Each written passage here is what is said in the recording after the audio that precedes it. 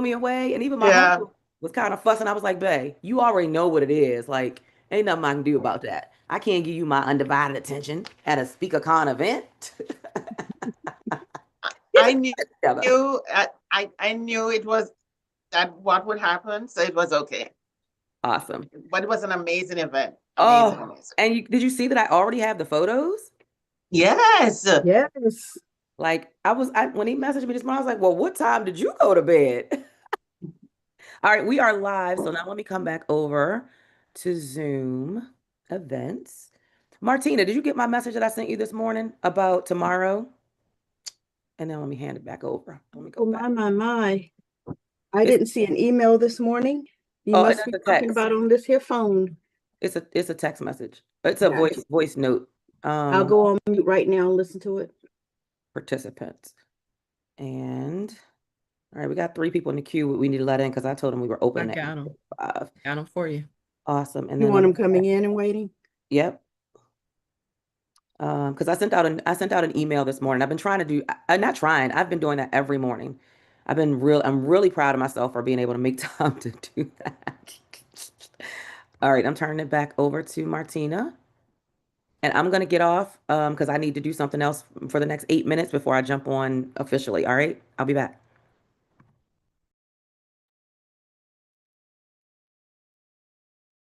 I guess I could try to play some music, huh? Hang on, let me try to get that done. I got so many windows open that it's a little bit crazy. Welcome if you're joining us as an early bird. I love the early birds, y'all. I love the early birds. All right, it's gonna be a good day. Great content, more great energy. I'm excited, and I hope you are as well. So let me say, I don't know why this is still at the top of my screen where it says start live stream to Zoom webinars and events lobby. I can say not now, right? That's not applicable to me. I will start it because since we have people coming in, I'll start it because that's the lobby part when they log in. Oh, okay, cool. Okay, good. And it'll go away from my screen. Because the last couple days, I don't press it because I'm like, I'm scared I'm gonna press the wrong button. Somebody has to give me co-host, please, so I can share.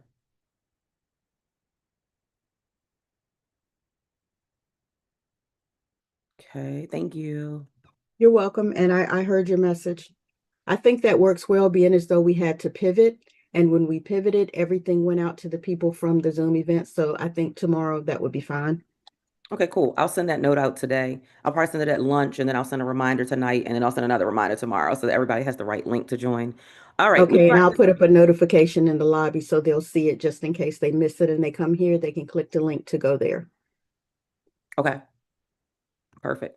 Every morning I All right, rise. y'all enjoy this for a few minutes. Welcome. Summer stride, no disguise, no lies. Destiny's calling, I ain't Wait, sleeping, I'm all in. let me stop Building because my I think I legacy, didn't do can't one you thing. see? Hold on. Falling. Life tried to break me, shaking, but I'm still here. Let me pause that. Let me come back here because I didn't click the sound thing.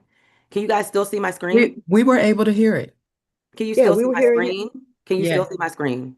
No, Yes? but we could hear it just fine. I just need to know, can you see my screen? No, nope, shared Okay. screen. All right. Thank you. That's what I need to know. Okay. Now you can see my screen? Yes, ma'am. yes. Okay. And I have sound on. I just want everything to be the way it's supposed to be. If I We follow, like don't.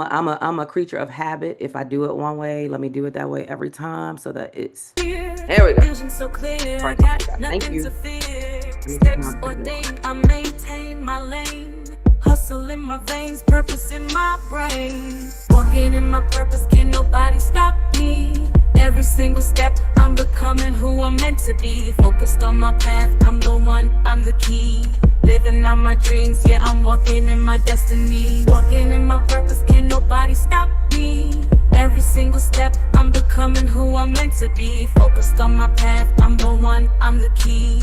Living out my dreams, yeah, I'm walking in my destiny. Haters gonna hate, but they just fuel my fire. Climbing higher and higher, I never tire. Challenges come, but I face them with grace. Determined and strong, I'm running this race. Purpose driven, every move is divine. In the darkness I shine, my soul's alive.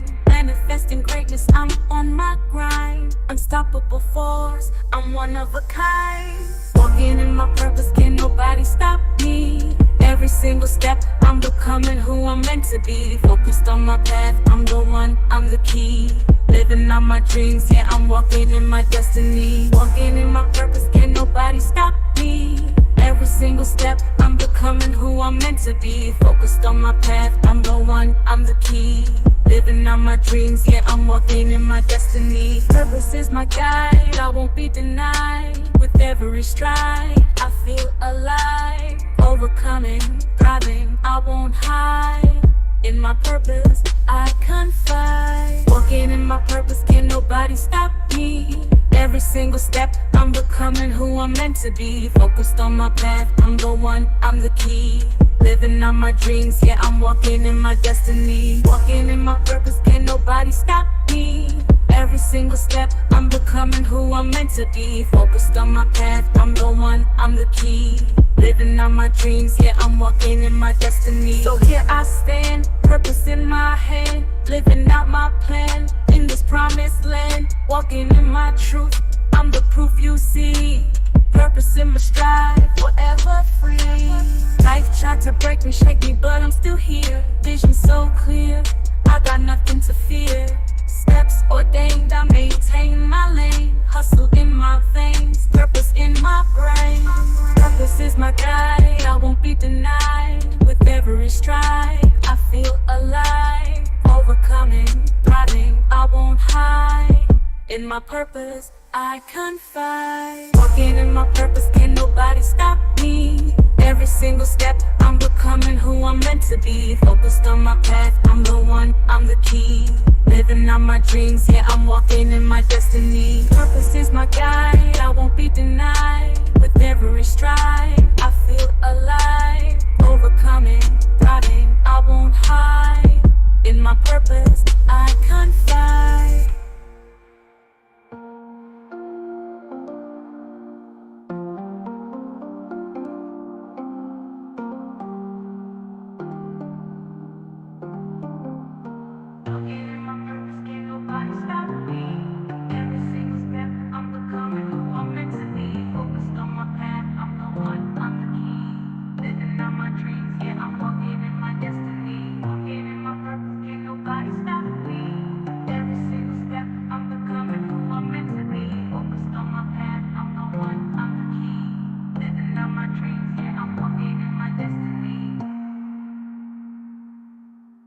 Welcome to this moment, your moment, right here, right now. Just breathe. Hold it. Now let it go. Again. Inhale deep. Hold. Let it all go.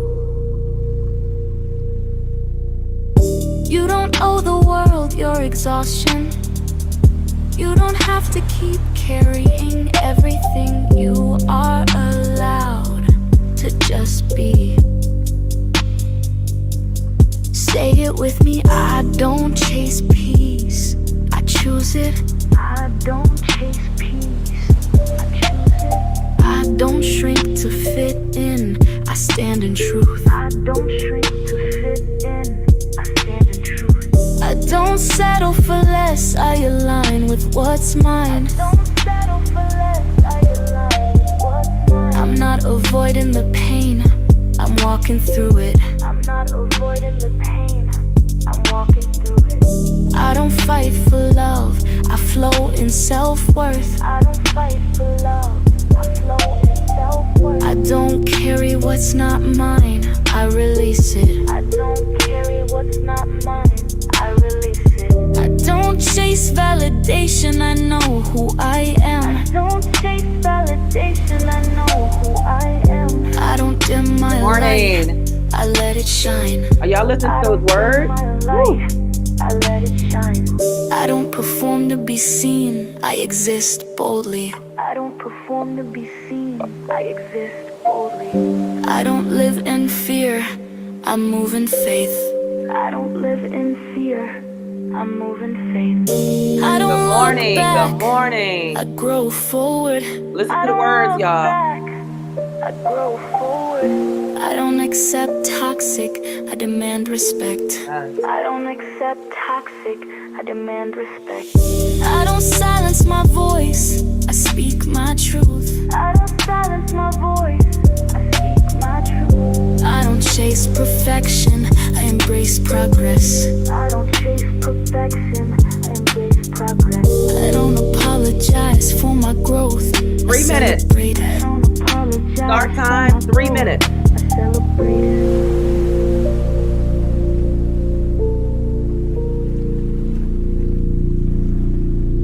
Just slow down, breathe in deep.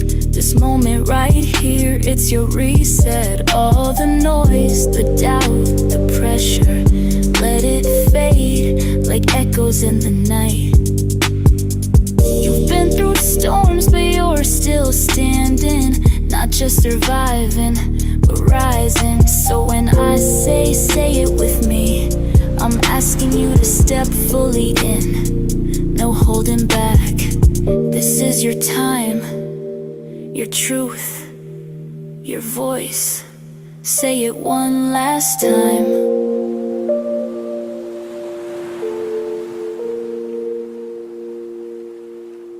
I don't chase peace, I choose it. I don't chase peace, I choose it. I don't shrink to fit in, I stand in truth. I don't shrink to fit in, I stand in truth.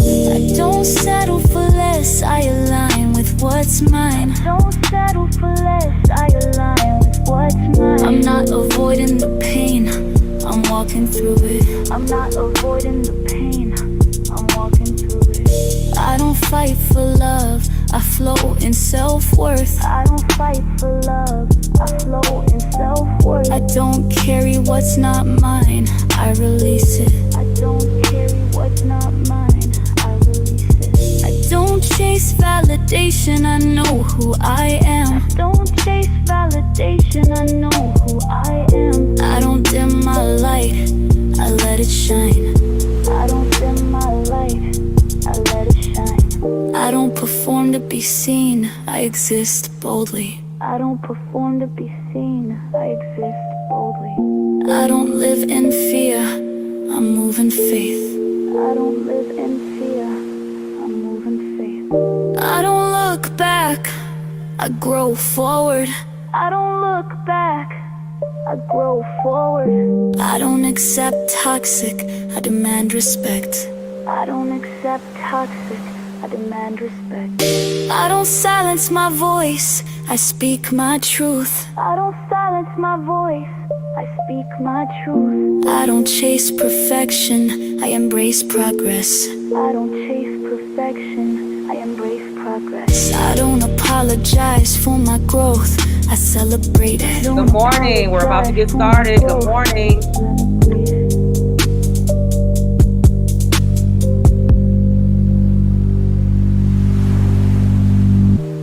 Now take this with you.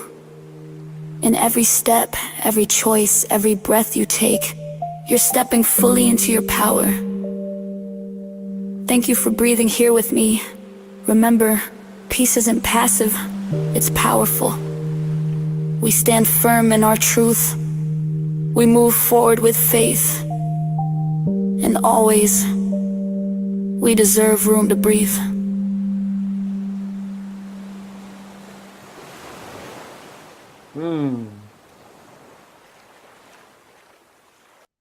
How did that make you feel this morning?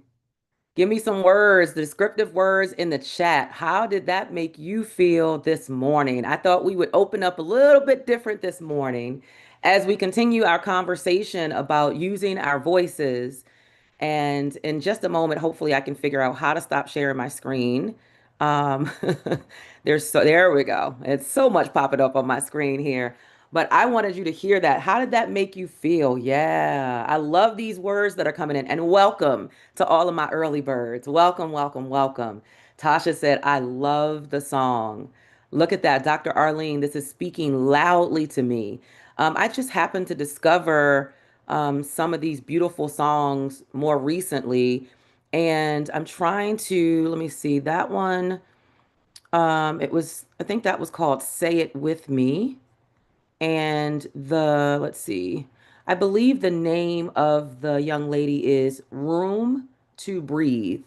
Room, RROM, the number two, Breathe. And she has this album that I was able to download on my Apple Music. And the song that you heard yesterday about Queen Energy Only, which I love too, that one, I don't know if the one that I just played, was it called Say It With Me or Walking in Purpose? I can't remember which one it was, and I don't want to have to play it again. But she has three that really connected strong with me. Actually, four: Queen Energy Only, Walking in My Purpose, Say It With Me, and Glowing from Within. And we'll play Glowing from Within a little bit later today. But if you're looking for that on Apple Music, just type in Room, the number two, Breathe, Breathe, and you'll see some of her music there. It is so inspirational. And I love that it is evoking the same or similar emotions into those of you who are here this morning. Somebody said, love the lyrics.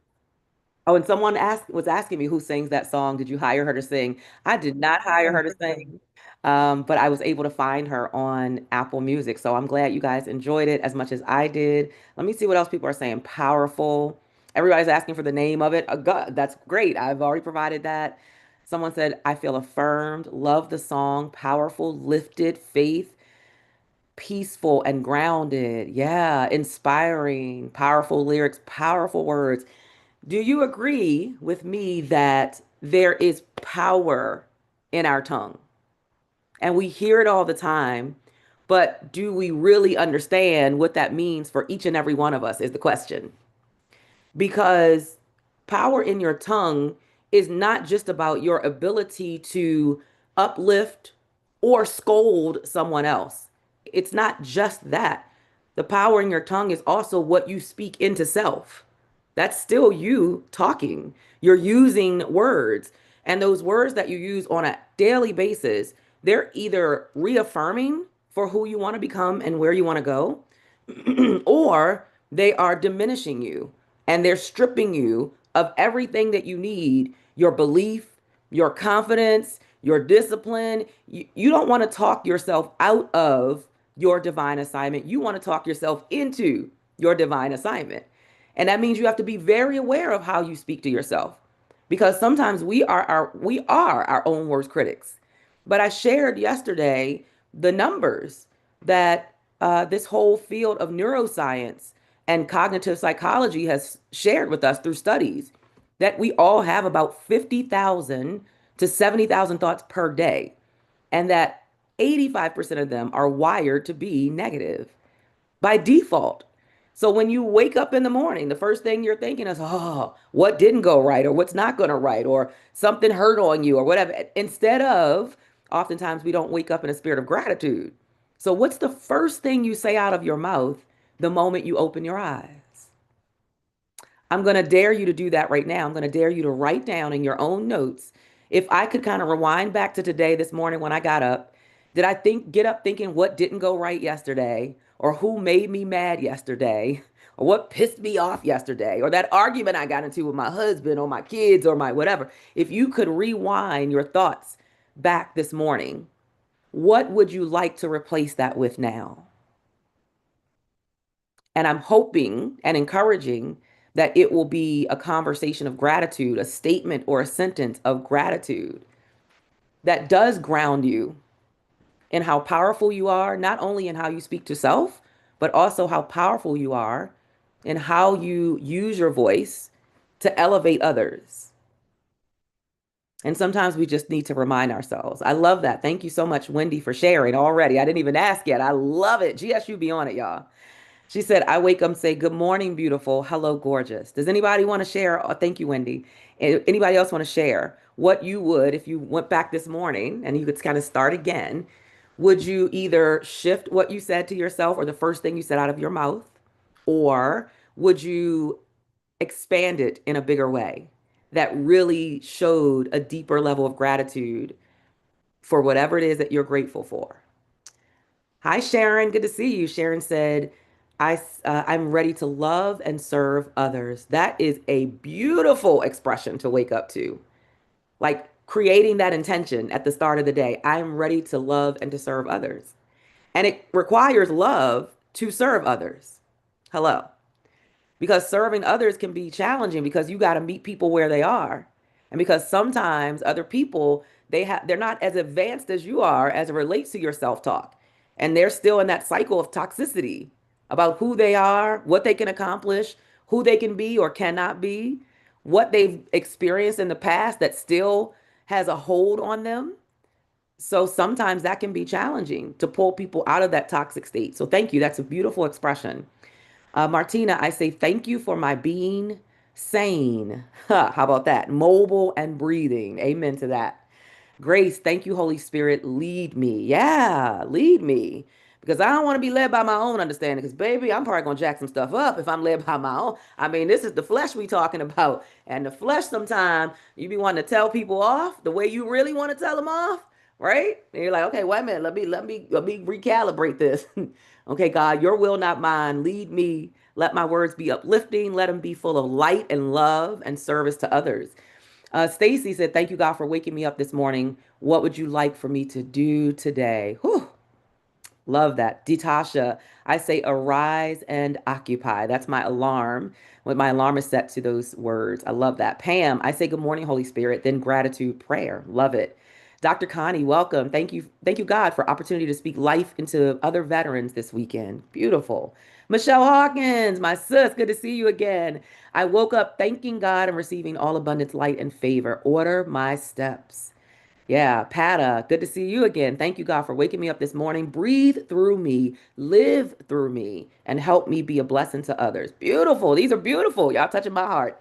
Michelle Satchel, good to see you again. The first thing I said this morning was thank you, Lord, for always being with me and keeping me. Beautiful. Beautiful. So don't ever forget the power of your words. I want to continue our conversation from yesterday. We have so many phenomenal speakers who are coming on today who are going to pour into you.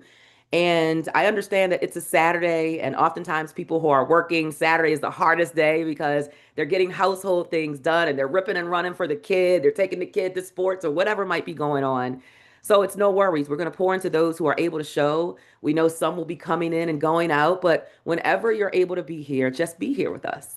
And we're going to give you everything that's going to be worth your time to be here because it's going to be time well spent. We understand. We understand that the time, your time, is the thing that you never get back again. So we will never, ever waste it. We will make sure that we give you everything to pour into you and to make sure that your cup is overflowing by the time you leave SpeakerCon. So I'm going to refer back to the chart really quickly. I'm going to give you a few more of the V. I'm going to make sure I give you a few more of the 8-part imprint creation wheel. In fact, I'll probably just give them all to you in case we don't get to do a deep dive into every session. I'll try to at least touch briefly on each one, but I want you to at least to be able to fill them in on your sheet. And even if you don't have the sheet, you can just write it down. It's no worries. So this is the 8-part imprint creation wheel. We've been talking about imprint for the past 2.5 days. We started with our networking connections on Wednesday night. We went into a much deeper dive into that yesterday, as a Thursday first, and then yesterday for our half day. And then how many of you were at the event last night? Oh my God. Like that's why I look like this morning. I'm all bright and bushy eyed, not because I ain't tired, but because baby, that event last night, that fired me up. It was beautiful. It was epic. It was relational. It was full of connection and light and love and purpose in one room, one space with more than 100 visionaries and change makers in the world. And y'all, we talked about that for the past 2.5 days. There's power in proximity. Who are you in proximity to? Not just once in a while, but on a consistent basis. Because how many of you know life don't just life once in a while? For some of us, life be life and every day. We wake up like, really life? Okay, Dr. Cheryl said, let me go back and reframe what I say first. You got to kind of rewind the clock and okay, let me start this over again. Life can gut punch you over and over and over. And some of us are in our season of gut punch. Hello, a whole season of it. And you know how long a season can last.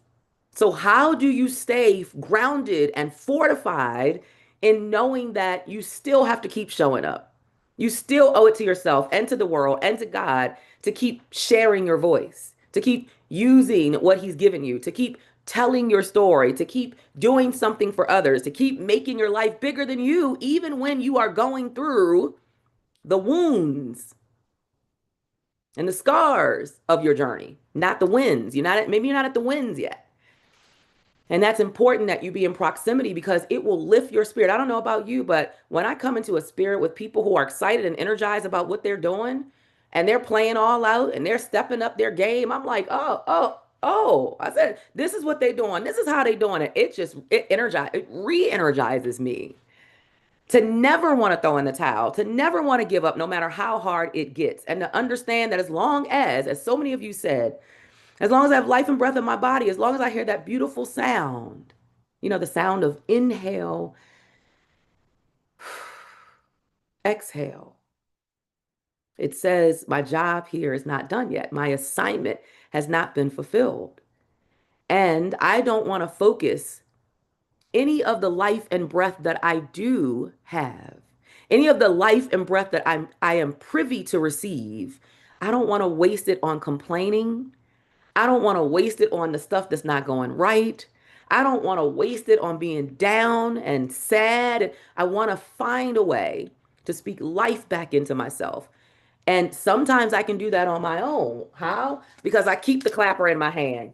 How else? Because I keep the pom pom. Yeah, I'm always cheering for myself, clapping for myself, talking to myself. But sometimes I need some reinforcement. Sometimes I need some reinforcement. And when I get into those spaces like last night, it's reinforcement because I'm around other people who are playing at their fullest capacity, their full potential, who are determined, dedicated not to give up. And I know if they're human like me, then they're going through problems just like I'm going through problems. But they made a decision to show up anyway. They made a decision to come into the space and be a light for someone else anyway. If they can, I can too. That's the type of energy, infectious energy that happens when you are in proximity to the right people and the right communities. That's why you guys see all the love in GSU. Like how many of you could see that last night? The love and the connections and the camaraderie. And I mean, SpeakerCon is literally like the annual what am I trying to say? What's the word I'm trying to say, y'all? The family get together. What am I called? What is it called? Somebody, menopause brain is happening right now. Somebody tell me. Reunion. Come on. It's like the family reunion of the year for GSU. Yeah. And we love on each other and we laugh heartily. Some of you have forgotten how to laugh in the midst of life and your business. Some of you you've allowed the business, the money part, this ain't happening and that's not happening. They not hiring me and they're not booking me and this and that and all the stuff that's not going right. You're not focusing on what is going right. You're focusing on what's going wrong and what's not happening. And you allow it to rob you of your joy. And you wonder why you're not getting more clients. Nobody wants to work with someone that doesn't have joy in what they're doing. My photographer and my videographer were just looking at me in awe. I got messages this morning and people were just like, how do you do it? Like literally, you're up bright and early. You're up at 5 o'clock this morning when you've been serving for the past 3-4 days. I mean, nonstop, all day, every day. Yesterday, you guys know what my schedule was like. I got up at 4:30 yesterday morning. I put some polishing touches on what I wanted to share with you.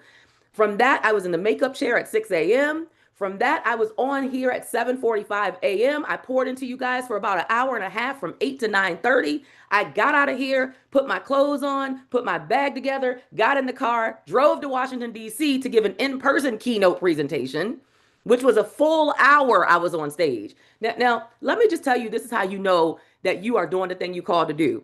When you walk in and you talk to the person who is, organizing it for you, and you say, well, and are you sure they said they want me to speak for an hour? Because I mean, I just haven't had an hour presentation in a really long time. Most presentations now are about 30 minutes, maybe 45 minutes for a keynote. I'm like, I don't know about this hour thing. I said, all right, we'll see what happens. That's what you contracted for. Okay, well, next time I need to read my contract a little bit more carefully. Y'all, I get on the stage. I feel the energy in the room. Not only do I speak for the hour, I go over the darn hour.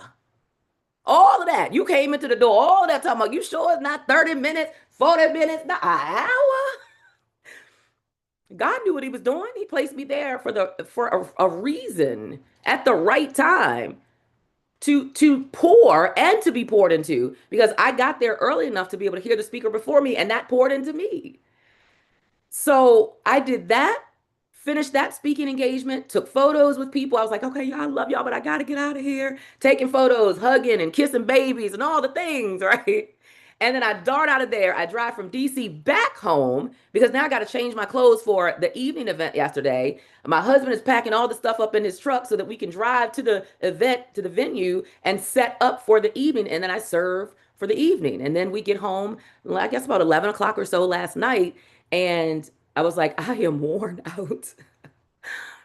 But I already knew, even though I was exhausted, that the adrenaline would come back this morning, no matter how tired I was, because I'm doing what I'm called to do. That's how I do it. For everybody who asks me, how do you do this for 4 days? And normally we do this in person for 4 days. And it's nonstop. It's back to back to back to back. It's 9 a.m. in the morning to 10 o'clock at night. I'm only able to push through. I'm only able to go because there's something, I call it the light switch. Every time I'm sharing my voice, it ignites something in me because it pings that bell inside of me that says purpose. It pings the bell inside of me that says your life is bigger than you. It pings the bell inside of me that says, look at what you get to do, how you get to serve other people. And for me, that's the light switch. So when you see me get on stage, it's the light switch that happens. And I know who's turning on the light. And it allows me to just pour. Sometimes completely unscripted. Yesterday, when I got into the room, I still was working through my thoughts of what I was going to say. I didn't have a PowerPoint. I didn't have notes. And here's why I always encourage you two things. And sometimes I go off on a little tangent and I'll come back, y'all. But two things, because I need you to hear this, my speakers. If you want to be great, follow the success clues of the greats. Y'all hear what I'm saying? If you want to be great, follow the breadcrumbs that the greats leave for you. And so in GSU, we have a no podium rule. You will not see a podium on our stages. Now, if we're going to someone else's event and they require that the podium is there, that's fine. But what's not going to be required is I'm not going to stand behind the podium. You can have it there. But Dr. Cheryl won't be standing behind the podium. The only time I stand behind a podium is if it's on a raised stage and they call it a dais. And that means there's a table on the left and there's a table on the right because they have, panelists or the hosts or the visionaries who are sitting on the stage. And then the podium is in the middle and the microphone is connected directly to that little podium. And the videographer is directly zoning in on that area. So I don't have the permission or the capability of moving around because of the stage setup. That is the only time you will ever see me behind a podium. That happened with Blacks in Government. They do the dais on stage. So there's no handheld cordless mic where I can walk around. I can't leave from behind the podium because the videographer is aiming directly at the podium. It's already set up. There are people who are watching online. So in that instance, but outside of that, GSU, we don't do podium. Why don't we do podium? This is a sidebar, y'all. I'm coming back. We don't do podium because if you know anything about communication, the biggest part of how an audience receives you is your body language. Only 7% of what they will take from you will be the words. And isn't that in direct alignment with what Maya Angelou says? People will forget what you said. They'll forget what you did, but they'll never forget how you made them feel. So only 7% of that 100% pie of how an audience will connect with you and feel your heart and feel like they're walking away with something bigger than just a script is only 7% is words. The next element is tonality. Because how many times have you said to your kid or somebody else who you were engaging with, well, it wasn't maybe your spouse, it wasn't what you said, it was what, y'all type in the chat. My problem wasn't what you said. My issue was, come on, Michelle. Yeah, Come on, I see you guys. It's how you said it. So 38% is tonality. It's how you express the words that you say. That's why through the programs, the Imprint program, which comes under the umbrella of GSU, which means you will be a part of the GSU family, should you say yes to our invitation to join us. That's why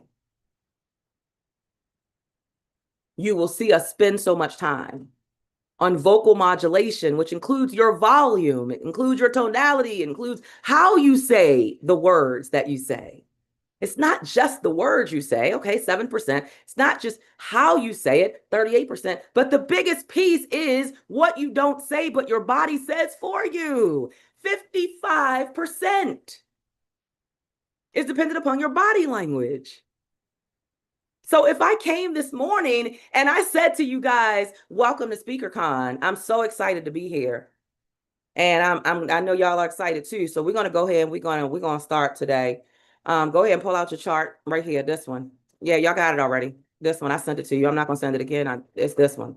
And the first one was voice, and the second one is vision. We talked about that yesterday. And I'm gonna give you the other 6 today. So y'all get a piece of paper and a pen.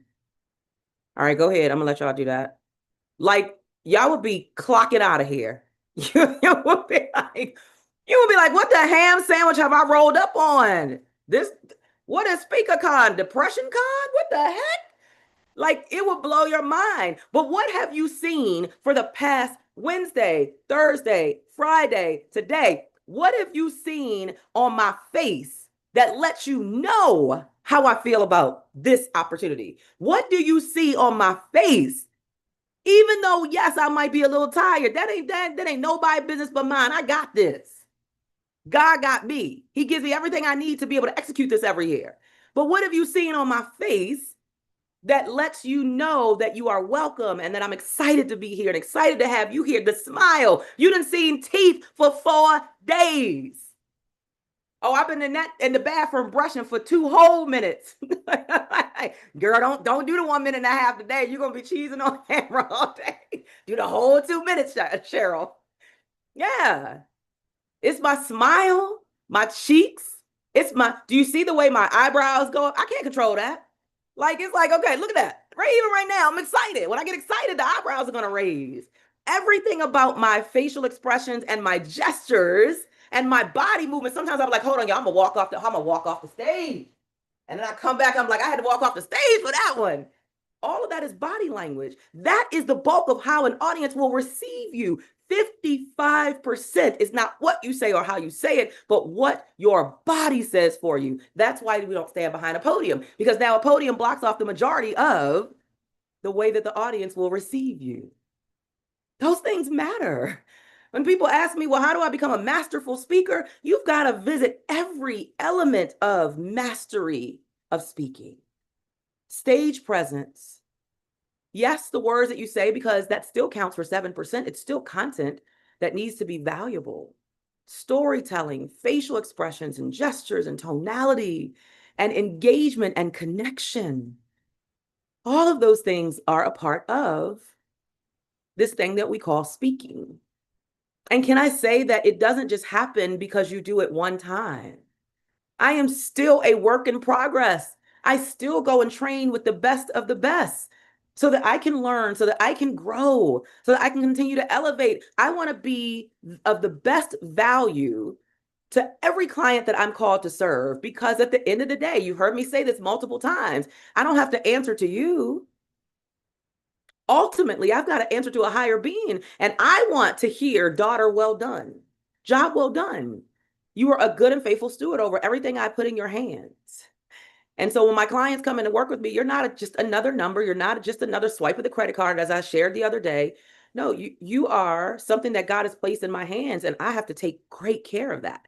That's why you see me and my GSU family, and we have such great connection and relationship, because I don't treat them like a number. I don't treat them like you're just a client. You have no access to me. And let me say this.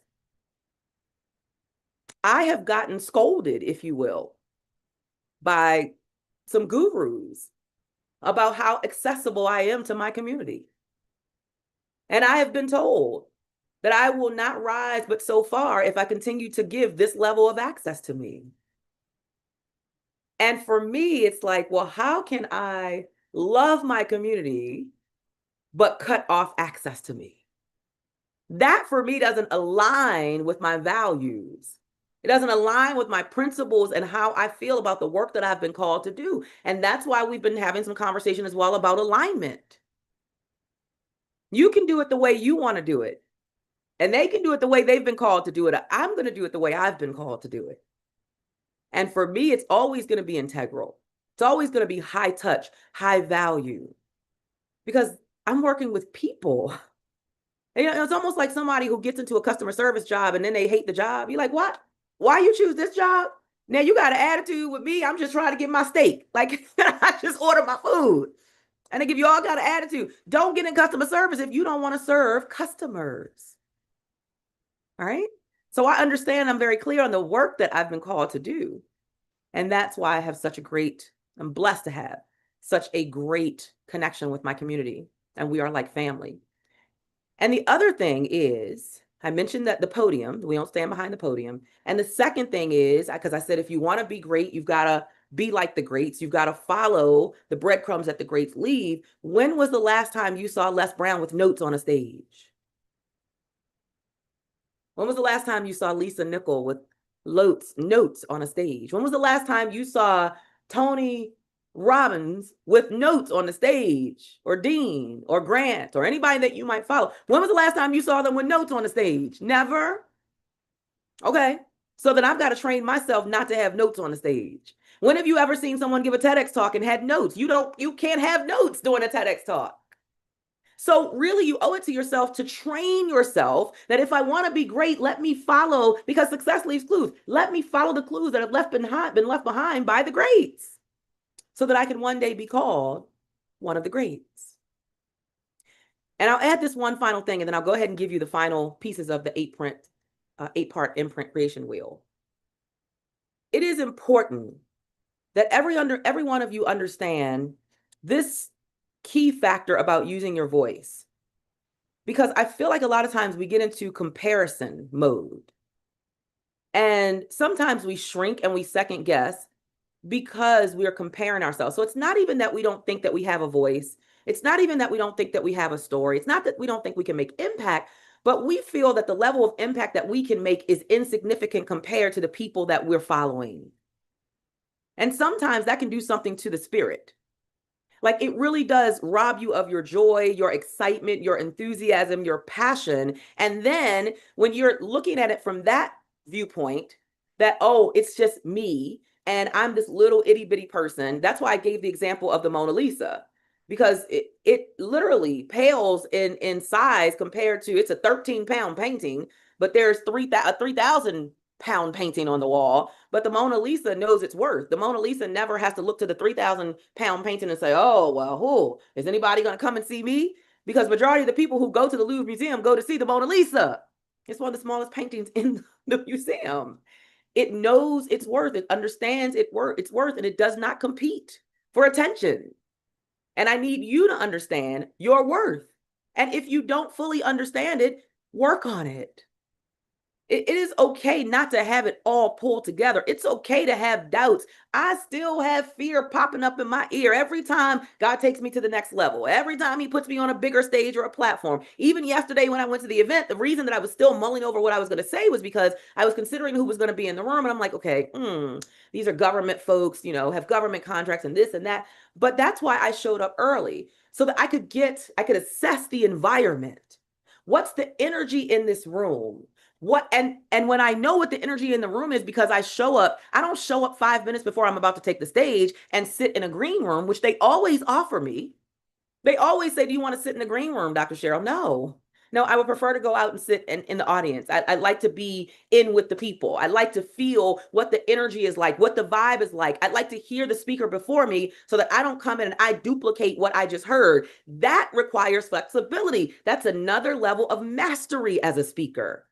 You can have a whole script prepared and you get into the room and you realize this room needs something different than what I thought it needed when I prepared my 24-page PowerPoint slide at home. No, that's not what it needs. It needs something. I need to shift in a new direction. And all of you have that ability to be able to look for certain signs and listen for certain things and see what's happening in that room and decide if you're going to go with the script or if you are able to pull on other things that are inside of you and still have core takeaways. You can stick with your core takeaways, but what else? Are there different stories that I'm going to pull in? Am I going to pull in something that I'm seeing taking place right now? Am I going to talk about something that I heard from the previous presentation and their interaction and engagement? That is a whole another level of mastery. Which leads me to the point that I'm making, which is there are levels of mastery. This is why we keep learning. This is why we keep coming to conferences. This is why we keep investing in coaching programs, because you have not arrived. Can somebody just say that in the chat? Are you willing to be vulnerable enough to say, I have not arrived? I'm brilliant. God has given me these gifts and talents and skills, and I'm using them, but I still have not arrived. Because the thing that is not growing is what, y'all? Tell me in the chat. The thing that is not growing is dying. And every day I wake up and I say, Cheryl, you haven't arrived. And you know what that does for my spirit? You know what it does for me? It makes me feel like a boxer in the ring. I'm like, okay, I'm doing this and I'm practicing because I already know life is going to throw blows my way as I'm trying to fulfill my assignment. That's number one. But also it puts me in a fighter stance. It puts me in position as a fighter to say, girl, you can't stop doing the things that got you here.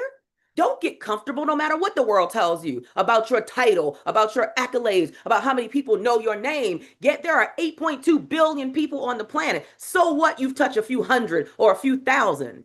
How many of you have touched the lives of millions yet? How many of you have touched the lives of 1 million people yet? How many of you have touched the lives of 2 million people yet? 4 million, 5 million, 10 million. We ain't even gotten to the billions yet. There's 8.2 billion people on the planet, but you think because you gave a couple speeches that you have arrived and your work is done? Let me walk off the stage. Hold on. No, and let me come back. I'm just saying. And sometimes we get a case of the big head real quick. Because we walk into a room and a couple people know our name and a couple people know us from social media or Facebook. And now we're assigning all greatness to ourselves, not really knowing where the blessings are coming from, where the opportunities are coming from, but also not realizing that you ain't done. You have not arrived. Your best is still in front of you. The greatness that you're going to accomplish, eyes have not seen and ears have not heard the greatness that you are going to accomplish, the lives that you are going to transform, the people that you are going to leave your imprint on. And because you know that you're not done, because you know your greatest is still in front of you, because you know you have not arrived yet, it means you must continue to grow so that you can be equipped and ready to serve that next level of customers that you are called to serve. But if you are still banking on serving your next level customer at the same space that you are in and have been in for the past 6 months or year or 2 years, you are sadly mistaken, and God will not entrust that in your hands. So when you hear me say, I give God something to work with, I remind myself I've not arrived. So you've got to get up, Cheryl. You got to do the same work you did to get to this place, to become the 2-time TEDx speaker. You thought because you were 2-time TEDx speaker, you have to keep investing in yourself? Oh, you thought that you didn't have to keep marketing yourself? Oh, you thought that you didn't have to make sure your brand was on point? Oh, you didn't make No, I still got to do all the same things I did to get here if I want to stay here. And I want to stay in this work. I want to do this work for as long as I have life and breath in my body. If you want to stay here in the work that you've been called to do, type stay in the chat. If you want to stay in alignment with, if you want to stay on the path of moving in the thing that you have been called to do, the story you've been called to share, the impact you've been called to make, just type stay. And I want to stay around. 15 years from now, I still want to stay. I want to be around. God willing, I'm still here, able to make an impact, because the thing that's not growing is dying. So understand that there are levels of mastery. And in order for you to accomplish those levels of mastery, you must continue to invest. You must continue to expose yourself to new experiences, new knowledge, new perspectives. You must continue to invest in being in proximity to others who are also exploring and curious about what their next is. You must continue to invest in being under the tutelage of someone who you know their voice is calling to you. And you know it, don't you? Do you guys know or do you not know when someone's voice, you're like, I'm supposed to be trained by this person. I'm supposed to be working with this person. Now that price, woo woo woo woo. Y'all know the woo woo woo woo, right? We all have the woo woo woo woo moment. Woo woo woo woo. When I spent that first 60 grand with Lisa, I was like, woo, hold on, woo woo woo woo, and let me exhale, woo saw, and breathe. Baby, I had all of them wrapped up in one. I had never invested at that level, but I end up doubling that level. I end up going to the next level, another $75,000 investment, $120,000 investment, and I keep that in cycle because I can't be of the best value to the people I'm called to serve if I'm not still growing me.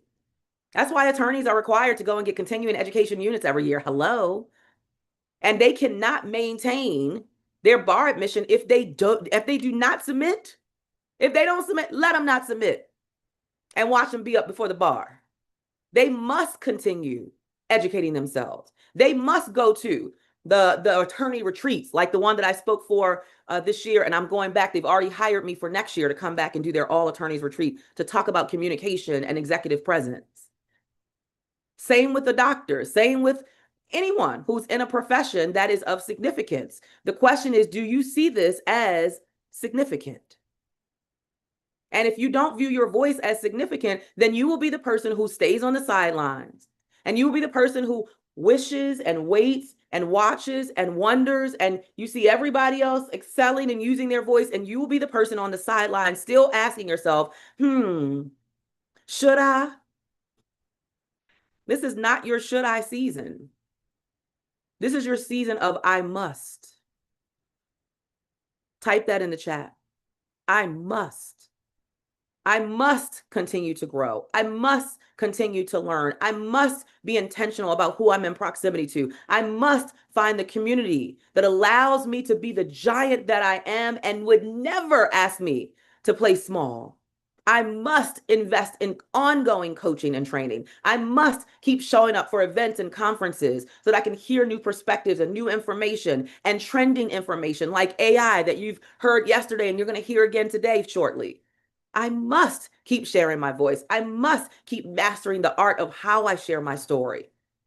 I must keep refining my skill set so that when I do articulate my story, my message, my mission, my vision, that people easily understand and they are ready and willing to come on board to support me in that vision. And knowing that there are levels of mastery will keep you hungry.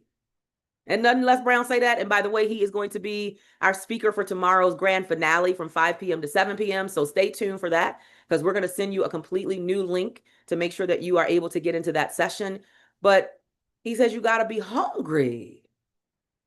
Are you hungry? Are you still hungry? Were you ever really hungry? And that goes to being interested in something versus committed to it. And we'll talk about that a little bit later today. But understanding that there are levels to mastery, you got to ask yourself, where am I in the scope of my mastery? That's also important, not only because it triggers your mind to know that you still have to keep investing in yourself and growing and learning, but it says to you that you don't have to compare yourself to anybody else because they might be a master who's been in the game for 40 or 50 years, like Les Brown. Les Brown is a legend. He's the guru. He is a master. But can I tell you guys a secret? I'm a master too. And I might not be his level of mastery because I haven't been doing the work for 50 years. I've been doing it for 15. But I am not going to discount or diminish my mastery because there are other masters who are in the game. So I want you to write that to yourself. I am a master of something.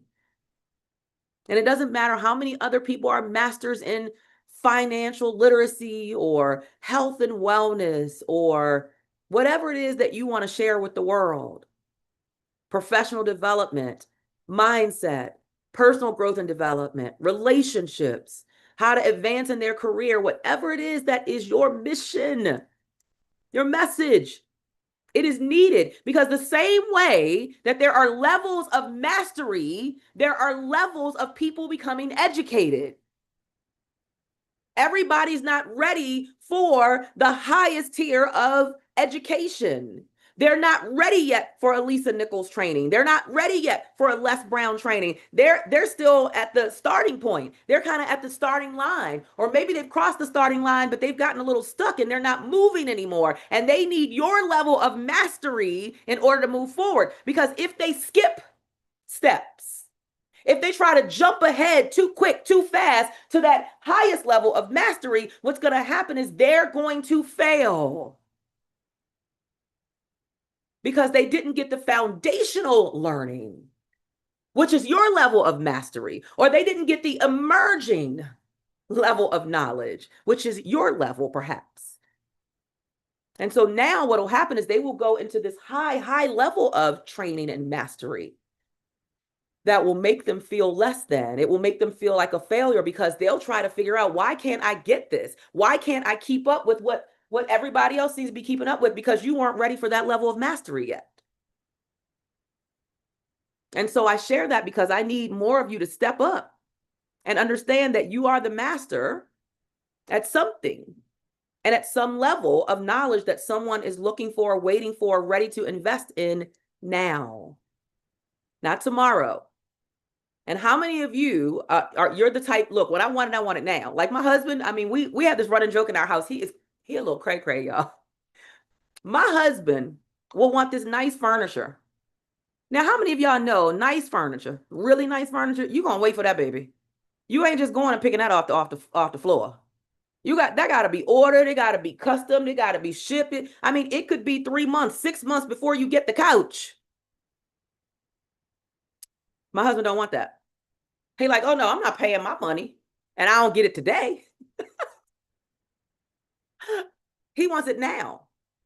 You are looking for the people that are like my husband. They want it now. They're not thinking about it 6 months from now. They're not thinking about it 12 months, because if they're thinking about it 6 months or 12 months from today, well, they can come back and they can see what you're offering 6 months from today or 12 months from today. No, you want the people who say, I want the solution now. I want the guidance now. I want the formula now. I want the framework now. I want access to you now. What is it going to take? How much is it going to cost? Let me work things out. Let me work out my numbers. Because I believe that we create space for the things that we view as urgent. I believe the things that we truly value, oh baby, we're going to create some space. Because if I value a vacation in a beautiful island, you might say you broke all you want. How many of you have ever said, now let's be honest, can we just have a moment of transparency real quick? How many of you have ever like, girl, whoo, I'm just so broke. But then next week I see you on vacation. Like, I know that wasn't free. I know the flight wasn't free. I know that all-inclusive hotel that you're staying at wasn't free. I know them cute shoes you got on your feet, that outfit that you had. I know them jet skis wasn't free. Anybody? Oh, so it's just me and Kimberly. Nobody else have ever said you were broke, but really you weren't. You were your level of broke, but you wasn't really broke because you found money for the things you valued. Okay, we got a couple more people. I mean, I'm just saying, I'm being real. And so we have to then go back to what we really value. What do you really value? Do you value the vacation that you can take now that gives you temporary pleasure? Or do you value investing in self that never expires? It never ends, unlike a vacation. And it will position you, if you follow the blueprint, it will position you to be able to take all the vacations you want. See, that's my journey. My family, oh, they've been all in with this journey for me. And I knew I didn't care about a vacation. Now they might have cared. I cared about, what is our future going to look like? Delayed gratification is what so many of us have no idea how to execute in our lives. We want everything now. We want the happiness, the fulfillment, the joy, the vacation, the fun, the experiences. And I get it because I believe in living life. But there are some things that I will opt out of for the things I know that I am going to produce in the future and for the future version of me. So when we were going through our journey, and I say we, myself, because my husband and my kids they were in the journey with me. Y'all, we didn't go on vacation for 9 years. Do y'all hear what I'm saying? It was a decision. It was a choice. Because do you know how much money you spend on a vacation for 5? It wasn't just me going. It just wasn't just me and my husband going. You talking about 5 round trip flights. You talking about 5 tickets into Disney. You talking about 5 or more nights of hotel stay. You talking about 5 or more nights of 3 meals a day. Hello, that adds up. Before you know it, you spent 30 to 40 grand on a vacation. Well, wouldn't that be better invested in me and who I'm becoming, so that who I show up as and who I become leads us to be able to take those type of vacations without stress or worry, to do it freely, because we've created something so solid that we've positioned ourselves financially to be able to do it with ease. So you have to go back to what you really value. We didn't take vacation for 9 years. 9 years. We didn't go anywhere because we decided that we're going to keep all funds that do come into this house as a result of my business that I was still growing. We're going to keep it in the house so that we can continue investing back into the business, so that I could go and I could invest the $60,000 to go and have one day with Lisa, to get a little access to the success clues that she left. So I could go and invest another 60K with Les, so that I could get access to so I could invest 120K with this one and 70K with that one. And I could get in this mastermind and pay 100,000 for that mastermind. Masterminds, which, by the way, I felt like I was completely in the wrong place because they were already 8-figure earners. I had just crossed into the 7-figure earning space. So why would I take that type of money and invest 100 grand to be in a mastermind with 8-figure and 9-figure women when I went in the room, I didn't even know what they were talking about. The conversation sounded like it was a foreign language to me because I wasn't at that level yet. That's the power and the impact of proximity. Because when you can see it, you can believe it. When you can see other women living a good life, creating true wealth by using their voice, if you can see it, you can believe it and you can be it. So it was important for me for these 15 years of my journey to always put myself in proximity to the people who were way ahead of me, who were already doing what I wanted to do. Not people who were my equal, not people who were you trying to figure it out and I'm trying to figure it out, because you can't teach me nothing. Sorry. I've got to learn from the people who are they doing what I desire to do. I'm looking at them like, oh my God, I want to do that so bad. I want that to be me one day. Well, then, girl, you better invest so you can get in the room with them, so you can be in close proximity to them. And that's what I've done for the past 15 years. So I dare all of you to just consider that, to make sure, yes, in alignment, that you're in alignment and that you're around the people who are blazing the trails and leaving the breadcrumbs that remind you that it's possible, and even are open to sharing the blueprint. And let me say this as well. When you get into proximity in the right circles, you will notice something. When you are in proximity in the right circles, you will notice that the people who are truly successful are not gatekeeping. Can I just say that? Can I just be honest and open about what I've experienced? It's always when I'm in those low-level circles. I'm sorry. I got to speak my truth. It's always when I'm in the little circles of people who are everybody trying to get a little bit and you fighting for something in a local pond. They are the gatekeepers. They won't share information. They won't share resources. They won't tell you where they got the thing. They won't tell you who they're connected to. They won't open the Rolodex. It's only until I get into the spaces with people who are already doing what I want to do. They have an abundance mindset, a true abundance mindset, not scarcity, and they are willing to abandon the concept of scarcity. They are not gatekeeping because they have no fear of what you come in and bring. They have no fear of it. They have no fear of what you might gain access to because you become a part of that community. In fact, not only do they not have a fear, they open the doors because they want you to be in those spaces, because they see the bright light in you. You deserve to be in those spaces. That's what GSU is. It's a community and a space where we want your light to shine brightly. I want the world to see you, not just see Dr. Cheryl. I'll tell you the funny thing about last night. Last night, my videographer came to me at the beginning of, before we got started with the program. And he wanted to know, he said, well, when are you going to be speaking? Because I want to make sure I'm in close proximity to the stage so I can capture your full speech. And my response to him was, oh, I'm not speaking tonight. That was my response to him because I had no intention of speaking last night.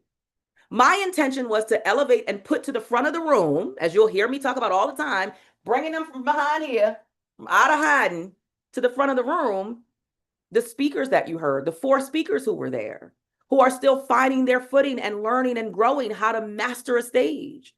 They're learning and finding their footing of how do I do this without notes? How do I do it when I don't have access to a PowerPoint, when I don't have access to a confidence monitor, and I've got to just stand here and deliver? How do I do that? What does that feel like? What does it feel like to have a packed room? I mean, there were no seats left in that room. How does that feel to come to the stage and have your nerves on edge, but you know you've got to go out and deliver? That's why I curate experiences like that for my speakers who come through my community, whether you're going to come in through the Imprint community or you're part of some other community, other program in the GSU community. My focus was on celebrating the co-authors last night of our new book, Rise Stronger, which is already a #1 best-selling book. I wanted them to get the spotlight. I wanted them to get the shine. I wanted them to feel the experience of walking around that room and having people say, can I get your autograph? Can you sign my book? Do you know how good of a feeling that is? Do you know how much that boosts your confidence? And when your confidence is boosted, what do? You do more of what you just did. So when the speaker gets on the stage that I curate and they confidently show up and they deliver and people tell them how great they were when they get off that stage, it is a confidence booster to say, if I did it once, I can do it again. Okay, let me sign up for the next one. Or if we're able to put the authors in a book and they write their story and then they become a best-selling author, now they have author behind their name. But it's not a one and done. Nothing that you do that will get you to mastery, any level of mastery, is ever a one and done. So we keep showing up. We keep speaking on stages. We keep refining. We keep mastering. We keep delivering because there is no 2 audiences that are alike. I should say there are no 2 audiences that are alike. There are no 2 audiences that are alike. And a part of that mastery is learning how to show up when it's an audience that you feel uncomfortable with. Now, last night we had a very highly engaged audience. And I thought a couple times they was going to take their shoe off. Y'all know how in the Black church, they take the shoe off and they throw it at the stage because they so into it. I thought that was going to happen a couple times last night because the audience was so engaged. You could hear the, oh, that's good. You could hear that all night from what they were hearing and experiencing. But can I tell you another secret? Hold on, let me come and tell y'all close. It's a secret. Is this on? Hello, testing, testing. All audiences are not like that. All audiences are not receptive, willing participants. All audiences are not lively and light and joyful and happy and celebratory. Sometimes they don't really want to be there. And sometimes they're there because it has been mandated by their employer.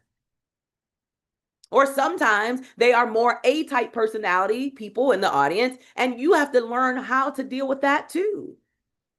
And what I teach every client who comes through GSU is it is your job to manage the temperature of the room. That is nobody's job but yours. And that means you have to observe. You have to pay attention to what's happening around you. If I look around the room and I'm doing my stage presence, which means I'm giving every side of the room attention. I'm not just standing here in one place. I'm coming over here to the right side. I'm coming over here to the left side of the room. I'm intentionally moving across the stage. I'm not wailing and flailing. And so, yeah, you got to be inspired and you need to make sure we're not doing that because this is not a tennis match. So we're not doing that. But we are making intentional use of the stage because just like if you were to go to a concert, You don't want the musician, the performer, to just stand in one spot. If Beyonce only stood in one spot, she would have some folks who are hot that they paid $2,000 for that ticket and they didn't get a good angle of her. Yes or yes, y'all. Tell me in the chat. Talk to me. Yes or yes. They will be upset. And so she makes sure she has everything from she's walking from one side to the other side. She has the little spinning thing that goes around so that people are getting different, right? You are in effect the same as a speaker. These are the things that we focus on. These are the things that we teach in GSU. I have definitely talked longer than I anticipated, and I know that I'm supposed to be moving into the next session. So let me give you all 8, and then we're going to go into my next session, and I'll come back. I'm not done. You guys have me again before lunch, right before lunch, and then you have me a couple more times before the day is over. Here are the 8 V's. This is the 8-part imprint creation wheel. This is all about making an imprint that transcends the moment. How do you leave an imprint that is deep level, not surface level, that people will still be thinking about it and mulling it over even long after they heard the speech, the presentation, whatever it is that you are presenting. So our number one box, if you're going according to the chart, you have a blank chart in your digital resource guidebook, but right here, the yellow should be your first, and then the second should be the red. So the first box is voice. We've already talked about that a lot. That is one of the foundational principles of this imprint creation wheel. The second V is vision, which we'll take a deeper dive into a little bit more today. We started that conversation yesterday. The third box is values, which you've also heard me talk about today. Some of these I won't take a deep dive into because we don't have time, but I will take a deep dive into voice and vision and a couple others. The fourth box is validation.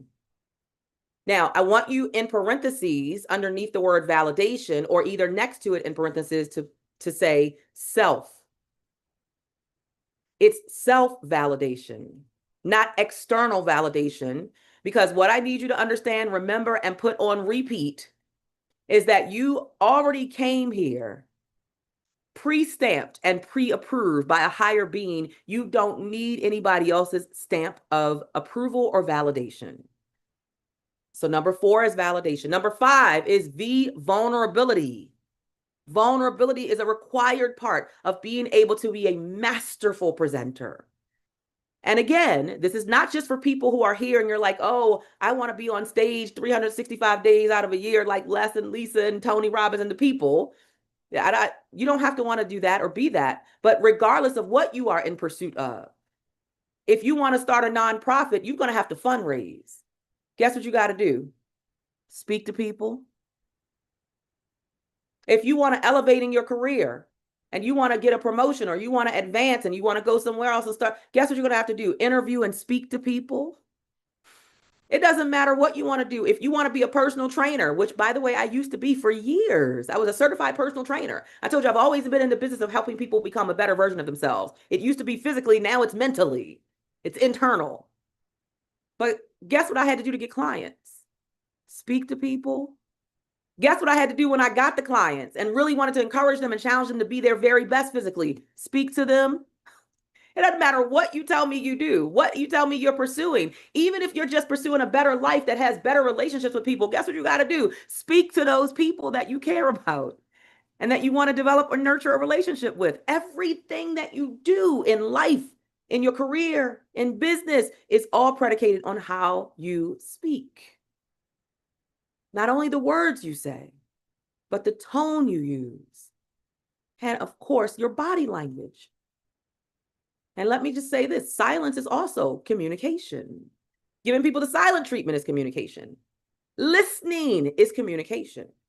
And you've got to do that whether you're speaking on platforms or you're speaking to a prospect who might become a client one-on-one. You've got to listen, you've got to hear, and you've got to speak and engage. So all these are valuable to every single person who's here, not just the people who say that I want to be a speaker on stage.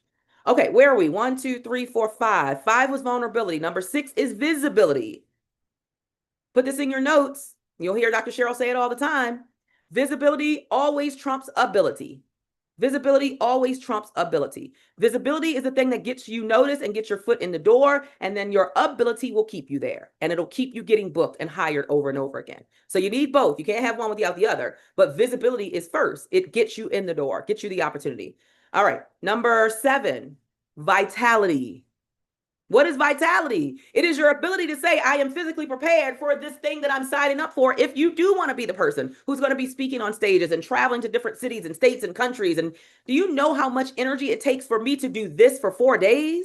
Back to back, I must be taking care of myself. I have to have the vitality to come to you and bring you this type of energy 4 days in a row. I have to have vitality and be eating something right and drinking my water. Here's my water right here. I got my water here. Drinking my water and taking care of myself and moving my body and doing the things that keep me in motion towards the thing that I say I'm assigned to do. If I'm going to be going to all parts of the country and the world, I'm going to be going to Barcelona and I'm going to Athens, Greece, and I'm going to Africa and I'm going to all these places to speak. I got to make sure I got vitality to be able to sometimes run when I get off the one airplane to go catch the next one because it's 20 terminals down. I got to have the vitality to get up early in the morning. Maybe I have to leave my hotel at 3 a.m. to be able to get to the airport so that I can get there for my flight that leaves at 6 a.m. Vitality is critical. Your health, your wellness, your movement. And then last but not least, number 8, velocity. Velocity. And that is the momentum that you not only create once, but you keep going over and over and over. How do I keep the velocity? How do I keep the traction? How do I keep the momentum even 15 years later? How am I still relevant and relatable 15 years later? That's one of the V's that we talk about in the Imprint program. So you guys got that? I'll give it to you one more time. Number 1, voice. And then I'm coming over to Hyacinth. Thank you for your patience. Number 1, voice. Number 2, vision. Number 3, values. Number 4, validation. Number 5, vulnerability. Number 6, visibility. Number 7, vitality. And number 8, velocity. Velocity is your momentum. All right, so you guys will be able to chew on that a little bit more, and we'll come back for a deeper dive on that a little bit later. But right now, we're going to keep things moving. I have a guest who is here in the building. If my team would move her over to the, I know they already on it, move her over where we are side by side so we can have this amazing fireside chat. How many of you were there last night and you got to get a little piece of experience with our entrepreneur, SpeakerCon 2025 Entrepreneur of the Year, Hyacinth Tucker? Tell me yes or yes in the chat. If you were there, just say there or yes. Yes or there. Either one. Hey, Brian O, it's good to see you here. Type that in the chat. Let us know. Yeah, we had a lot of people who were there last night. Beast mode, right, y'all? My husband, Hyacinth, you're going to laugh at this. My husband, like, he comes to my events, but he don't come to hear me, y'all. Y'all got to know that my husband's sick of hearing me speak. The people that live with you, they don't want to hear nothing you got to say, okay? And ironically, it's the same because I don't really want to do a whole lot of talking at home because I talk outside. When I go home, can we just sit quietly and look at each other? My husband, who comes there just to support me and set up and break down and do the things and show his love, he said, shoot, did she say 50 grand? Did she say she made 50 grand in from a 2-minute speech? I'm about to speak. We had a good laugh. And this is a man who he is definitely behind here. He hide. He don't want to come to the front of the room. But he said, I might have to just take your class and become a speaker if she generating 50 grand in 2 minutes. So why don't you start by, well, let me give you the proper intro. And then I still want you to tell us a little bit more about what you do and how you kind of got here to this place of winning these big competitions and winning this great money that has allowed you to boost the revenue in your business. So for all of you who do not know, Hyacinth Tucker is a veteran and founder and owner of the Laundry Basket LLC, which is a mobile pickup and delivery laundry company that helps busy families and businesses reclaim time while creating jobs and community impact. And that to me does not like even speak to how you expressed it yesterday. So I'm going to turn it over to you and give you an opportunity to tell us from your own words, who are you and what do you do?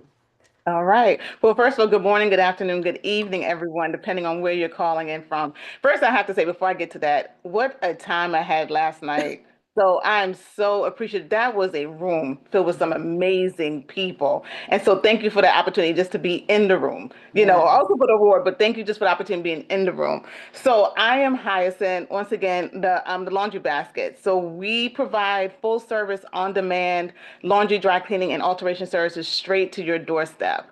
And we also do this for businesses as well as the government as well. Mhm. And it started really just as a favor for a friend 3 years ago. So I just want you to know that when I talk about, all the things I talk about today, this is just 3 years. 3 years.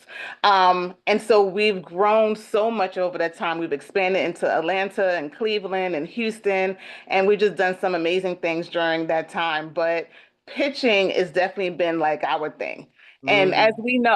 we know, capital is not easy to find. So I know that's not a news flash for a lot of us, right? It is not, it is very hard to get the money that you need to actually grow and scale your business, right? So Mhm. we have to be a little scrappy.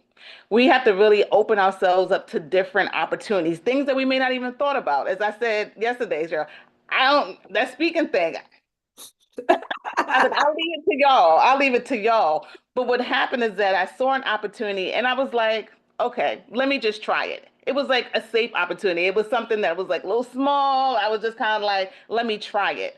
And when I went there, so first of all, it is a platform for regardless. So let's just, set the stage. Pitching is so important. Not even because of a possible win, but the people in the audience. I Mm. have my first one, I didn't win. Learned a lot of lessons from it, but still was able to get business from the people in the audience, right? So we Yeah. have to look at just what pitching could do. Sharing your story is like amazing. And of course, we all know that because, right, this is the group that we're in, but sharing your story is so powerful.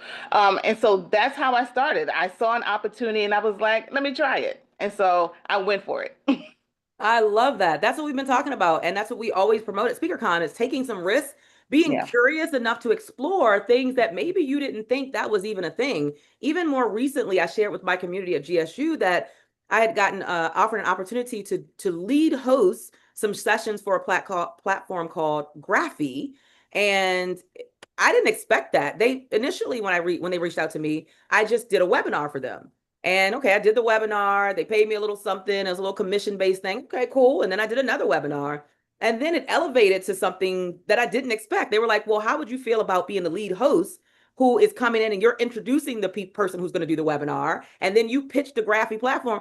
And for the last 6 months, I've done that for them. Now I've put it on pause for now because I've been wrapped up into SpeakerCon and my new book. But it was an opportunity that, like you said, I'm going to be very honest, it's not a lot of money, but it was so much bigger than money.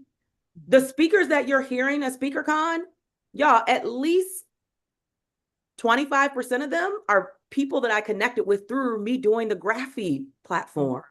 So it allowed me to bring new voices, new perspectives, new content into my community, which is so important. Otherwise, I wouldn't have had people. We had the top two winners of this year's Toastmasters International World Championship on yesterday, Thursday.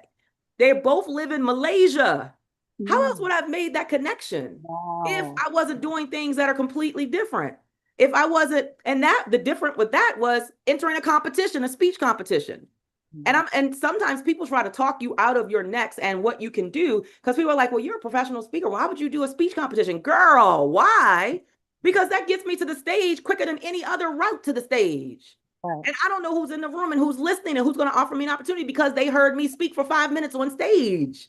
right. And that competition in Toastmasters that I entered last year, I made it out of 30,000 people. I made it to the top 28. That's how Mm. I end up connecting with Moss and Alan, who we had the best conference. I never thought my conversation with two Asian guys was going to be that rich and robust. You hear what I'm saying? I'm still Right. thinking about that conversation. So I love that being curious and opening yourself up to things that might be completely different and look completely different than you ever anticipated, and also might not fit in the box that you think you are equipped for. That's right.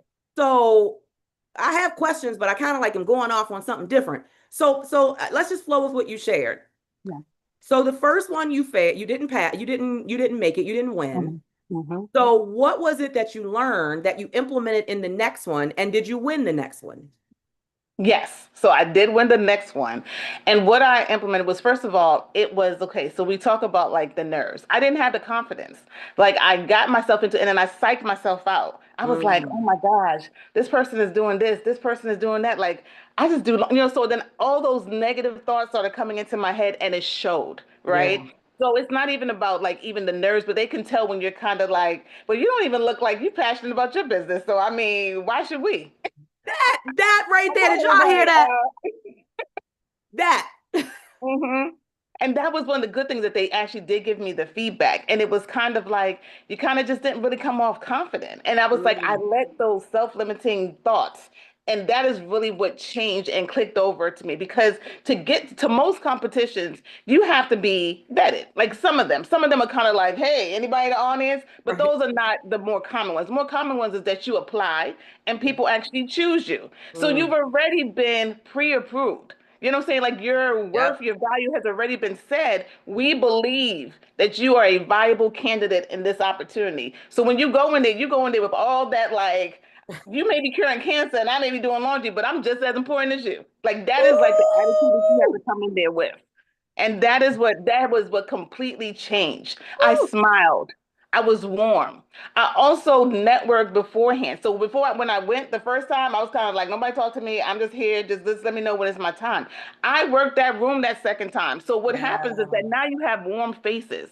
You have Mm, people who are already rooting for you because they're like, oh yeah, that's not they may have just met you 5 minutes ago. But yep. people want to root you on. People want you to succeed. Regardless of what people say, people really do want you to be successful. So Yep. they are smiling already. So you're already starting off with people smiling at you, clapping you on. So you're already now coming on with that energy. So it was the energy. I gave it that energy, That. right? And the Yeah, energy stems from the confidence levels. it does. It And does. you look, it's not that you're confident, oh, I'm confident, so I'm going to do it. You learn how to become confident because you understand that in order to master it, you have to develop that skill. That's one of the Yeah, things that we work on so much in GSU and the community and the imprint programs is your levels of confidence. Because it doesn't matter. You can say whatever you want to say, you can say it at the words, but what is the emotion behind it? What's the passion, the energy, the belief? How many of you yeah, have ever watched Shark Tank? This is very similar. You're going in, they're pitching their business and they want some investors to invest in it. This is a little bit different because you win money, but it's mhm, very similar in terms of the concept. And how many times have you seen the sharks say, well, you just didn't seem like you really believed it. Like how yeah, much do you really want it? How passionate are you really about it? And the person does not get the investment that they're looking for. So confidence is critical. I heard you say that. I heard working the room and networking, which is what we encourage every speaker to do. Don't yeah, you dare just go there and yeah. you go 5 minutes before and you in the green room hiding. Mhm. Girl, I don't want to be in no green Exactly. room. I want to be out Exactly. talking to the people. So I always come to every speaking engagement about an hour before. And Mhm. I talk to people, I smile, and I don't go in with my title. I don't That's right. go in talking about, oh, y'all know I'm the keynote. Did you see that badge? Keynote Mhm. speaker. That's who I am. Mhm. I don't go in like that. I don't even wear my badge. I just talk to them like I'm anybody else who's attending. And then by the time they see me walking to the stage, and they're like, what? Is she the Okay. keynote speaker? That is They're like, so I key. can't believe I was just sitting next to her and she was so real. And so, yeah, That because is so now key. That is so key. Mhm. everything that they thought they knew about me, I'm breaking that thing down. Right. That's So right. the question I really want to ask is how much in a pitch, in an Mhm. elevator pitch competition, how much do you focus on emotion versus data in the pitch? Yeah, it's a very nice balance. I will have to say that. And first, one thing I did want to mention from the last question, real quick, is that we also have to get rid of some of the ego. So it was something that you said Yes. that just reminded me of that. When we go to pitch, it is not about us because that's how sometimes we get, in our mind. It's like Yep. the nerves, like what I wonder if the how they, how I look and what I say and da da da da. It is not about you when you pitch. It is about the transformation that your business makes in the life of people. Mm, That is what we want to hear. So you have to focus on I have something that people in this room need and if I don't say it, those people are going to go without whatever it is that I do. And that's how I have to look at it. It's like I am changing lives. I'm mm, transforming lives. I'm saving relationships. I'm doing all those things. If I don't say it, mm. then this person is going to go. I have to look at it like that. So it's not about all the other things that are get into your mind and start thinking about that. So I just want to say that. And so then I'm sorry. Now I got on a tangent. Oh, Okay. that's So you okay. said No, I love that. emotion. Emotion versus data, right? Yeah. So okay, so I'll go with the data. We want data, right? Because we want to know that this is not just a you problem, right? So that's one of the things that people do when they pitch. Is like, all right, so me and my coworker, we thought that, we were having problems with this, and so we decided to come up with this. Okay, that's you and your coworker. You need to tell people 10 million people in the DMV area suffer from blah, blah, blah, or have had this issue, or globally, or whatever it is. So you have to come with some numbers so we know that it is not just a you problem. It is a problem that affects so many people, and I'm here to help that, right? Because we want to see how you grow and you scale. We also want to see, like, some traction, right? So even if you don't have sales, you can always say, but we've surveyed 50 people, and this is what they told us, is what they will look for. Or we had Mm. people, you had 100 people sign up for our wait list, or we did a focus group and whatever. Just even, it's not even about the sales when we talk about like traction and the numbers. It's Yeah. about that we know that this is something that you've thought more about, that people have validated, that type of thing. In some way, say, even if they haven't spent $1, but some type of validation. We Mhm. have 10,000 people that have, on our social media who whatever, who have signed up for this, whatever. So we definitely want that. But we want to feel you. We want to feel, how Mm. they always say, they don't bet on the horse, they bet on the jockey. So we Mm. want to feel like you are the right person to do this, because we all have ideas, but are you the person, you and your team or whatever it may be, to kind of take this through to through to the end? We want to know more about you, like your background, like, so we want to feel like we know you. So we don't spend too much time on like, well, let me tell you when I was 5 and that type of thing. We definitely want to know more about you, and we want something that's going to hit hard. When I tell people, like, you got to start off with something that's going to like hit hard, because when people go up on the stage and it's just that little time, that's the time people start taking out their phone, like, oh, well, let me text my husband and tell him what I want shrimp tonight for whatever. They distracted with this or that, whatever. When you go up there, you got to be like, bam, and they be like, oh, wait a minute. Yep. Let me pay attention to what this person is saying, right? So that's part of the emotion. You sometimes have to get people in that first 10 seconds, You right? too. And so you Yeah. start off with something that's kind of like, and so that's why they say, like, do you know, or studies show, or blah, blah, blah. Get them with that first couple of seconds. So that's what I was. Absolutely. Everything you're saying is just resonating so deeply on what we teach in GSU. That's exactly what we teach. Like, you don't go up there, I'm so excited to be here, girl. If I hear one more person say that, thank you for the, I don't thank me late. Thank them people later. Like, get to the point. Give me Yeah. something that's gonna keep me in my seat, undistracted. I'm not gonna get up and go to the bathroom when you get up and speak. You in those first 10 to 30 seconds. Why do Right. they want to stay? I love it. We are quickly running out of time because Dr. Cheryl was talking too much a little bit earlier, but I do want to ask at least this last question, which is, after the competition ends, Yeah. if someone does win, or what, yeah, if they win, what should they do next? Well, actually, what should they do next if they do win? What should they do next if they don't win? Gotcha. So if you do win, you definitely want to now physically well, no, I'm sorry. This is if you do or you don't. You want to introduce yourself to the judges, right? You want to be like, Mm, thank you so much. Thank you so much for listening to my story. Um, you know, and then see how you can actually do something, because the judges usually are people who have opportunities that may be able to, to help you. So you definitely want to be gracious and now talk to them. You yeah, also then want to congratulate if you don't win. You want to congratulate the people that do, right? Because that shows like that warmness, right? That shows like, I'm rooting for you, sis or bro, yeah, whatever it is. I'm rooting for you, and I'm glad that you won. But you also then want to get that feedback. You also yeah. want to hear what is it that you could have done better. So that's another reason we're connecting with the judges. Now, maybe not right now. I mean, at that point is when they're going to give it to you. But it's something like, can we connect later so that you can kind of, you may get a mentor from that. You may get an opportunity from that. And it's like, if you just do this one thing, or you know what, thank you for coming up. Let's connect. I have an opportunity for you. That has happened. I've seen that happen to people so much. So if you win, and then once again, don't hide underneath a rock. Celebrate Right, it. Celebrate right. that. Post that thing. Yep. Acknowledge the organization that put it on. Acknowledge the judges or whatever, and say, this has been an amazing experience put on by such and such and such, and give them their flowers now. The people that gave you an opportunity to stand in front of in their space and do that. So Yeah, those are some of the things, and then just always refine it. Always like listen to what yeah. other people are saying. See how the audience reacts. Like, oh, they laughed when they said, okay, they did this, and so now always refine it. Your pitch should always be change, not change it, but little tweaks here and there Yeah. to kind of make it better. That's so good. What I hear you really saying a lot is be coachable. You got to Yeah, be coachable. You can't think that you got it all together, and you can't have an attitude, number one, because you didn't win if you don't that's win. right. And you Hmm. can't have an attitude to somebody else that you didn't feel quite. It ain't about it is what it is, but what can I Hmm. learn from it and how do I grow from it? That's And right. and grow to the point like you where you win and girl all the competitions across the daggone country, the USA, beyond that you probably gonna be in Spain next year. I don't know. But every time I turn on my LinkedIn, I'm like, dang, she done want some more money. I need to go take her class. All right, so I want to close like this because I know Brian Oles is waiting in the wings. I'm 5 minutes behind schedule. I'm catching up. I would love to end. I know I didn't prepare you for this, but could you give us a like a 2 minute pitch now?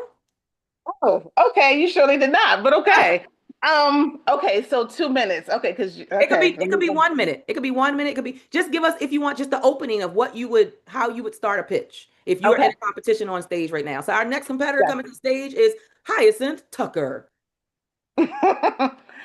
Good afternoon. Studies show that doing laundry is one of the top two most dreaded household chores. That means most people would rather get down on their hands and knees and scrub their bathroom floor than fold the clothes that are in their dryer. So imagine a world where instead of dirty clothes greeting you every day, a pile of soft, great smelling, fluffy folded clothes greets you instead. And you get back 6 to 10 hours of your week. Because you should never have to choose between doing laundry and having a good night's rest. So I can make that vision a reality. I'm Hyacinth, and then go on, go on, go on. Hey, that is What about you? good. I love that. It's relatable. That's what it is, Hyacinth. You make it relatable to like, oh shoot, she right. I don't want to do them daggone. That's why I got 5 laundry baskets upstairs. They ain't folded. They wash, but they ain't dry. Right? There's always something. They either can wash, but they ain't dried and folded, or Yeah, they waiting to get put in a like. So you really are delivering something. a valuable, valuable service. Oh my God, thank you so much for Yes. coming and having this conversation with us. And congratulations on being recognized as the SpeakerCon 2025 Thank you so Entrepreneur much. of the Year. How do people reach you and contact with you and contact you and connect with you? Yes. So first of all, it is the laundry basket. Please reach out to me personally on LinkedIn. So that's Hyacinth Tucker. There shouldn't be too many Hyacinth Tuckers. And then as far as the business, it is laundrybasketdelivery.com. And that's the same handle on Instagram and Facebook. So Laundry Basket Delivery. And thank you so much for this opportunity. Fantastic. The Laundry Basket LLC, the website, we've put that in the chat, laundrybasketdelivery.com, and connect with her on social media as well. Thank you, Hyacinth. We appreciate you. Have an amazing day. Thank you. Woo, that was good. Was that juicy or was that juicy? Y'all put juicy in the chat if that was juicy and good for you. Like to hear that. And so much of what she said reinforced everything that we've already been pouring into you about how you become a more eloquent, effective, magnetic speaker. So I hope you are taking copious notes. And many of the things that you heard her share, the things that you've heard me share the last 3 or 4 days, y'all, this is what we teach in the imprint program. We've already talked about and mentioned to you two programs, two opportunities to be able to work directly under the tutelage of Dr. Cheryl and become a part of this amazing GSU community and learn mastery of the trade, mastery of the skill, mastery of the mechanics, so that whether you're speaking to someone one on one, or you're entering a pitch competition, or you're speaking on a virtual platform like this, or you're speaking on an in person stage, or even if you're asked to come to the camera for media, that you will always be ready. Not trying to get ready, not dang, I should have practiced. Did you see that I didn't give her any? I did not tell her. This was my questions. First of all, I had way too many questions. These are my notes I took from. These are the questions I had. I didn't tell her nothing about she was going to do no pitch, but she stayed ready, so she ain't got to get ready. Are you ready? And do you stay ready? Do you need to refine, like she mentioned? And so, again, I'm just so honored that she was able to join us. We're going to keep things moving. Our next speaker is waiting in the queue. This is my brother from another mother. We have been on this journey together. They're going to take me off the screen in a moment because he's going to have the whole full screen. When I tell you this is one of my favorite people in the world, and that speaks volumes because I don't like everybody. But what I love about Brian Oles of Black Speakers Network is that he is not a gatekeeper. He has a true abundance mindset. He will share information freely and resources. He is one of the smartest people I know. Like he has some kind of like engineering degree or something. And I just be like, half the stuff he'd be saying, I'd be like, really? Really? So you took my 555 words and you boiled it down to 5 words? Really? That's how you rolling? Like he's very methodical. He's very all about systems and processes. I'll never forget when I was I think I was like preparing to do SpeakerCon and preparing my first cohort of GSU, and he was like, "Well, what's the onboarding process? The what?" I said, What you talking?" Because my brain doesn't function that way. I'm an executor. Like I just get to work. I do the things. I'm a producer, right? But then there are those analytical steps and the methodologies and the systems that you need somebody to remind you of. And so I love being in connection with him and community with him. For those of you who don't know, this is Brian Olds, the founder of Black Speakers Network and T23 Industries, empowering speakers and entrepreneurs to future proof their platforms through community, storytelling, and the power of AI. That's his topic today: future proof your platform, top skills to thrive as a speaker in the age of AI. You will want to have your notepads and pens ready for this one. Thank you, Brian, for being with us. We're going to turn it over to you. All right. Listen, first of all, I need to start off with two confessions. Confession number one, I do not have an engineering degree. I actually made it up to calculus two, but I feel like I continue to embody that engineering spirit. And confession number two is, Cheryl, you have made this one of the easiest opportunities for me to present because as far as I'm concerned, based on what I saw last night and based on the feedback that I consistently get from our Black Speakers Network family, the Crystal Vernays of the world, the Dr. Eric Holmes, the Jennifer Bryants, like we know that GSU is perfectly positioned to support speakers for the next generation of speaking. And so everything I'm just going to add today in the next 15 minutes or so is just going to sprinkle in and perhaps reinforce what you've already been hearing both on SpeakerCon weekend, as well as over the course of your time in GSU as you're part of that program. So definitely make sure you plug in. Now, here's the thing. If you believe that 2026 will be a not just a good year, not a great year, but if you believe it will be a life-changing year of impact and income, drop 2026 in the comments. I just really want to see how folks are feeling about the upcoming years, because you should be feeling good. You are in one of the best times to, I believe, to be alive as an entrepreneur. And we're going to talk about why in a moment. But in case you haven't realized, we're going to be talking a little bit about technology, future, and AI. And I believe there are some top skills that you are going to need to adopt. Some of you have already been doing it because I follow a lot of y'all on social media. So I know that y'all are taking care of business. But here's the deal. I believe that we are, for the people that take action in the next, let's say, 10 minutes now, people that take action in the next probably 12 to 24 months, you will have an opportunity to set yourself apart, not just as a speaker, not just as an entrepreneur, but actually reshaping your financial and family tree. So if anybody's excited about that, let's go. I see all the 2026s in the comment. Okay, perfect. So here's some things you can expect to happen in your lifetime over the next 10 years. Number one, anybody know anyone who's been impacted in the workforce? Anybody's been laid off? Somebody like what we know is that those are going to continue. The workforce is actively changing, Dr. Gloria. We know that W-2 income and how people make money is going to continue to change. And so you're going to continue to see these flexible work models. You're going to continue to see people plugging in and actually becoming more of an independent contractor. It's going to be more common that people have multiple jobs. And the concept of what we call job and work is going to continue to change and evolve over time. We're also going to continue to see high levels of wealth concentration, particularly here in the United States. I was just reading something the other day, and Forbes puts out the wealthiest persons list every year. And so if you go back to like when they first started tracking that list, there was maybe like 3 billionaires. There was like Rockefeller, Ford, and like one other guy. Fast forward 10 years later, there's maybe like 10 or 20 people on the list. Now there are over 3,000 billionaires, and that number is not slowing down. And so we are in a period. I'm not celebrating that. I personally don't think billionaires need to exist per se, but in this economic environment, we have a situation where the middle class is being basically redesigned. And so you have to choose if you're going to participate at the top part of the economy or the bottom part of the economy. But that is going to continue to change. We're going to continue to see more and more wealth created as a direct result of this technology. We are also going to see more and more billionaires created as a result, and they're going to get increasingly younger. And that's a whole nother presentation. But we also are moving toward this social reset. And when I say social reset, basically when I'm talking about all the principles that you're hearing today, everything that Cheryl talks about, visibility trumps ability. What?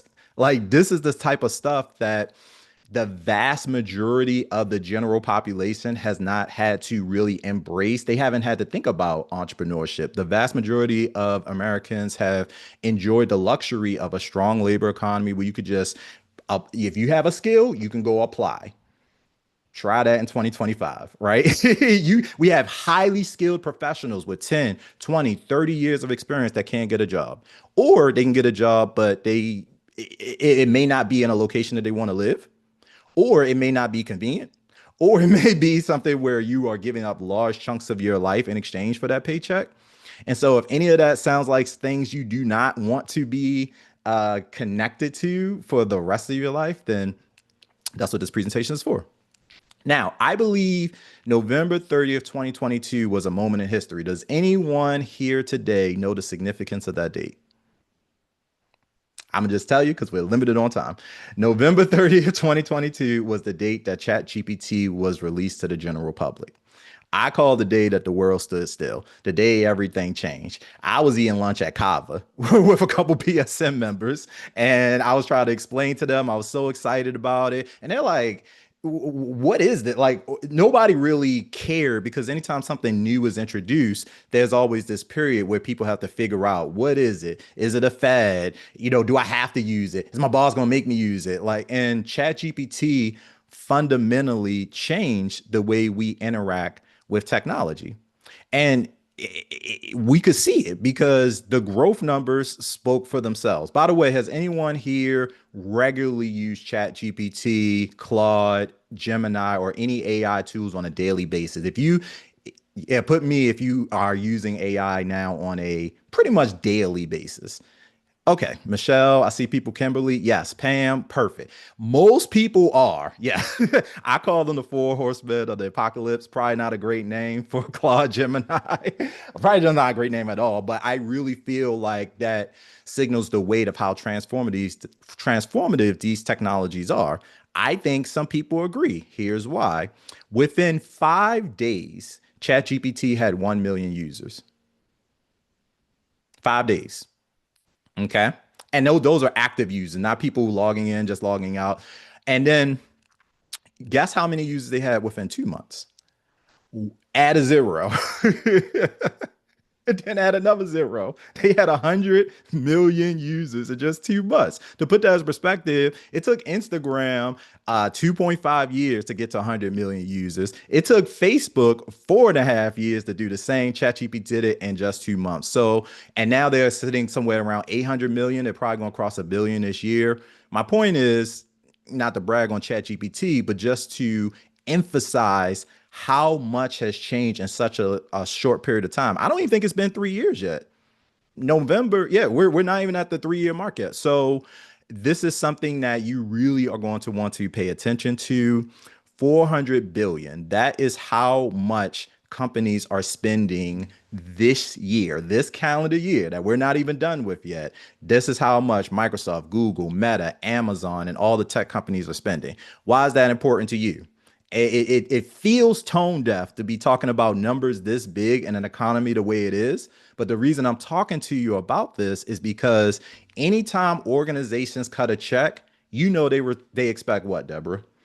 A guaranteed return on investment. They would not be spending this money building data centers. Do you know they are trying to create mobile nuclear power stations, like nuclear power devices that you could put on a truck and take from facility to facility. Like we're now trying to catch up because the power grid in the United States isn't even set up to support this. The workforce isn't even set up to support this. We don't have the water.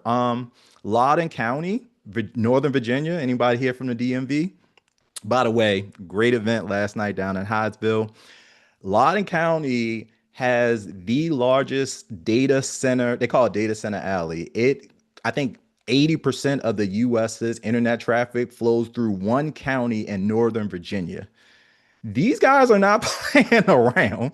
And so for you, we see the AI adoption models. We know that 92% of Fortune 500 companies now use generative AI. They are not getting a return on investment yet, but that's coming. And so my whole point to you, SpeakerCon family, is that AI is not going away. This isn't an NFT. This isn't the flavor of the month. This isn't something that's going to be. We are talking about a fundamental shift in the way our world works. And so I really appreciate Cheryl for making sure that we just are remaining top of mind and leveraging these skills and not falling behind. So, old speaker model. Most of us, if you've been in the speaking space, even if you haven't been a full-time speaker, you've seen the evolution. 20 years, 10 years ago, 5 years, 20 years ago, 10 years ago, 5 years ago, what it meant to be a speaker during those periods has changed so much. Y'all probably remember there used to be speaker circuits. You could just go around from event to event. You had speaker bureaus were a lot more prevalent. We still have speaker bureaus. Black Speakers Network is not a bureau. We are actually a speaker ecosystem. We'll talk about that in a moment. But bureaus are organizations that essentially book speakers to speak. Though they used to have a much, much more significant presence because as a organization, if I want to book a speaker, let's say I need a keynote speaker for my conference coming up next year, I have limited resources in 1992 to know who's the best speaker I want to bring into our organization, what their message is about. So they relied on bureaus to source and kind of pre-qualify vet speakers and essentially do the legwork to marry that up. That still exists, but the vast majority of organizations, the very first thing when somebody mentions your name, they're going to go to what platform and try to find you? You guessed it, YouTube. If you're not visible on, just like Cheryl just said, visibility trumps what? Ability.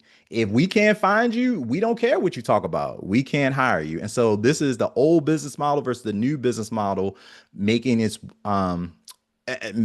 introduction. New speaker business model means that you have to wear multiple hats. You need to be a producer. You need to be thinking about your life as a movie or your life as a TV show or your life as a reality show, because it is. You need to be thinking about how you're building community and telling stories and building partnerships, all the things I've been hearing all morning so far at SpeakerCon. So I think we are right on track. Now, speaking has changed forever, adapt or get left behind. I'm going to share with you in the time I have left, which is 6 minutes, the ABCs to future-proof your platform. And I'll leave you with a way to keep in touch with me if you want to learn more or if you have questions, if you have tech. So my company, T23 Industries, focuses specifically on business process optimization. We want to make sure that we are not doing any manual work that can be automated. We want to make sure that we can continue to create systems and resources and processes that are going to speed up your time to execution. Again, like Cheryl said. So here are the ABCs. Let's dive into the first A. Authenticity. In the age of AI, you are going to be the differentiator. In an age where they can clone anybody's voice and they could clone anybody's face and they can easily replicate. I mean, somebody right now could go to your website, copy and paste the entire thing and regurgitate it. But guess what cannot be copied? You. Write this down. Authenticity is your unfair advantage. I know some of y'all already know this. I see Dr. Jonas with the bonus. He's authentic. He shows up as himself all the time. You want to make sure you're authentic. Now, I love this question. You can drop it in the comments or just think about it for yourself. Maybe a little more time, but what is one thing that AI can never replace about you? I don't care if they can come out with ChatGPT 13. Michelle, what is one thing that ChatGPT 13 can't do that you can do? And Cheryl mentioned hers earlier. Her superpower, the ability to show up, the ability to connect, the ability to have empathy. There we go. Michelle said her stories. Absolutely. My presence. Come on. My shine. Let's go. So y'all already got that. All right. Let's move on. The next ABC. So we covered the A. A is authenticity. Ready for the next skill? Got two more. My story. I love it. Pam said my soul. Look. Y'all. I see. Cheryl, this is why I love coming to SpeakerCon. Have y'all heard of Gary Vaynerchuk? Gary Vaynerchuk, one of the most authentic people. You may not like him. He cusses a lot. He's loud. He's obnoxious, but he's himself. Strive for that. The B in your ABCs is the build. Y'all know Bob the Builder? Yeah, we build it. Yes, we can. Y'all got to get building. And I'm going to give you some very specific things you want to build. But write this down. I don't wait for a seat at the table. I am the table. Some of y'all are not even the table. Y'all the entire conference room. In fact, some of the people in this room, y'all not even the table or the conference room. Y'all the entire building. And for a small few, I don't know how many, Dr. Wood, but I believe there are some people here that are the table, they're the building, they're the conference room, and they're the land that it sits on. And so we got to start building. We have to start building our own platforms, our own communities. We have to own data. And so if you haven't been paying attention to what's happening right now,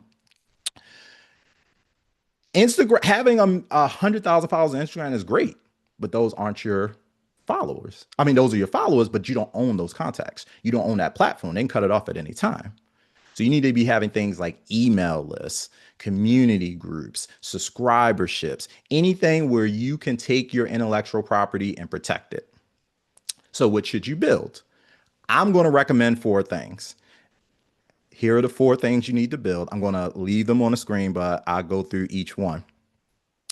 First, I want you to work on your presence. I want you to work on showing up consistently for your audience. I don't care wherever your audience hangs out. It could be Facebook, Instagram, LinkedIn, doesn't matter. Show up consistently. The second thing you want to build is community. A community are your people, your tribe. Once you start showing up consistently, you will start attracting your ideal audience that you're called to serve. And you want to have a place to serve those people. And Black Speakers Network, we use Facebook groups. School is out there. You want to have something where you can consistently deliver information. Zoom is great. Don't overcomplicate it. As long as you are delivering value, you can evolve it later. So don't get stuck in perfection. Then you want to evolve from a community to building your platform. A platform is a place where you can bring your community to an externally visible place, but you can also connect your community. SpeakerCon is a great example of a platform. Cheryl has built this platform, and now she could put members of her community on it. You could do the exact same thing, and in fact, you should. And then the last thing that you should build, marrying up, is an ecosystem. And that's what we're working on Black Speakers Network. So now you have your platform. You can create a platform that connects your platform to other partners. And if you want to prevent anyone from ever firing you again, have an ecosystem. I mean, really, you should probably be okay with a platform. But if you really want to future-proof your business, go ecosystem. All right, guys, I'm done. If you have any questions at all, here's my cell phone number.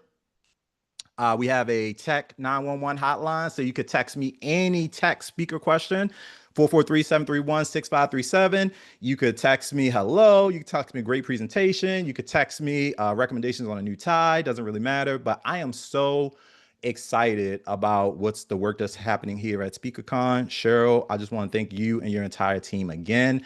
I don't want anybody struggling with technology and having that be the reason why you can't move your goals forward. And so, as we say in Black Speakers Network, keep speaking up, your audience will wait, and make sure you take massive action this year. Love y'all. Take care. Now, do y'all see why I love me some Brian Olds? I'm just saying. Now, do you understand? Type yes or yes in the chat if you get it. Like, brilliant mind, very, very strategic and methodical, analytical, all the things that's the opposite of me, baby. And I'm like, I love that. And that's why you got to be around other people who are smart. Like, I do what I do and I'm great at what I do. I'm brilliant in my lane, but he is brilliant in his lane. And when we bring our lanes together, oh my goodness, we are really able to serve people in a bigger way.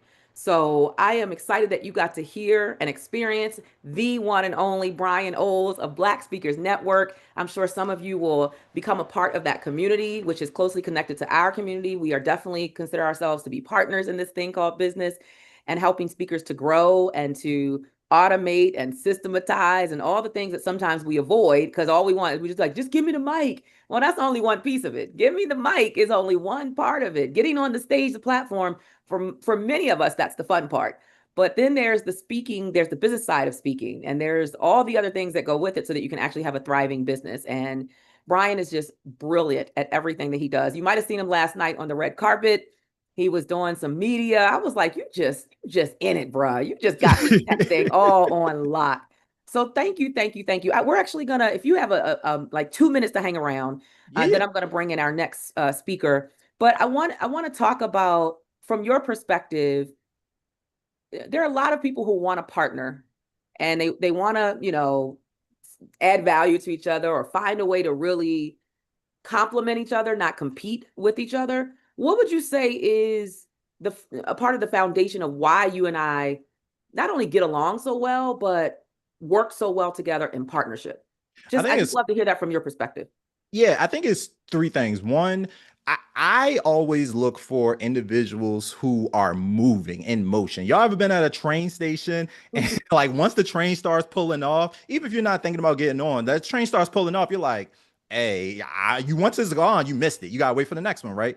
Mhm. So I love a train in motion, and it's so much easier to work with people who come with infrastructure. It doesn't have to be perfect infrastructure, but when I'm like, so somebody says, "Hey, Brian, I love to work with you." I'm like, "Okay, what are you working on? Like, how can I plug in?" So again, what programs, what communities, what systems? Cheryl, you have that, and so I love that. So you make it easy to plug into. Number two, you mentioned it earlier, which I love. I think was the word you use acceleration or velocity. I think it was velocity, right? Velocity, yeah. Chef's, I love that word, velocity, speed of business. And Mhm. so velocity, I think matters because if you talk to somebody and if you have a meeting with somebody and they send you a follow-up email for the meeting like 3 weeks later, I mean, you could have the best intentions, but the thing is, you haven't demonstrated the capacity to partner at a high level Mhm. because the stuff I don't even remember what we talked about. 3 weeks. So that's number two. Cheryl, you execute right away. Yeah. And then the third thing is I think of course there's clear alignment, but I think the third more important thing, even above alignment, is something harder to nail down, but that's like chemistry. And I think chemistry comes as a result of a couple things like trust. And then trust comes over time. And then there's just some people I think you shouldn't have to force partnerships. It should be something where it's kind of like when you're dating. Like you gotta. They be like, "Why they ain't text me back? They don't like you."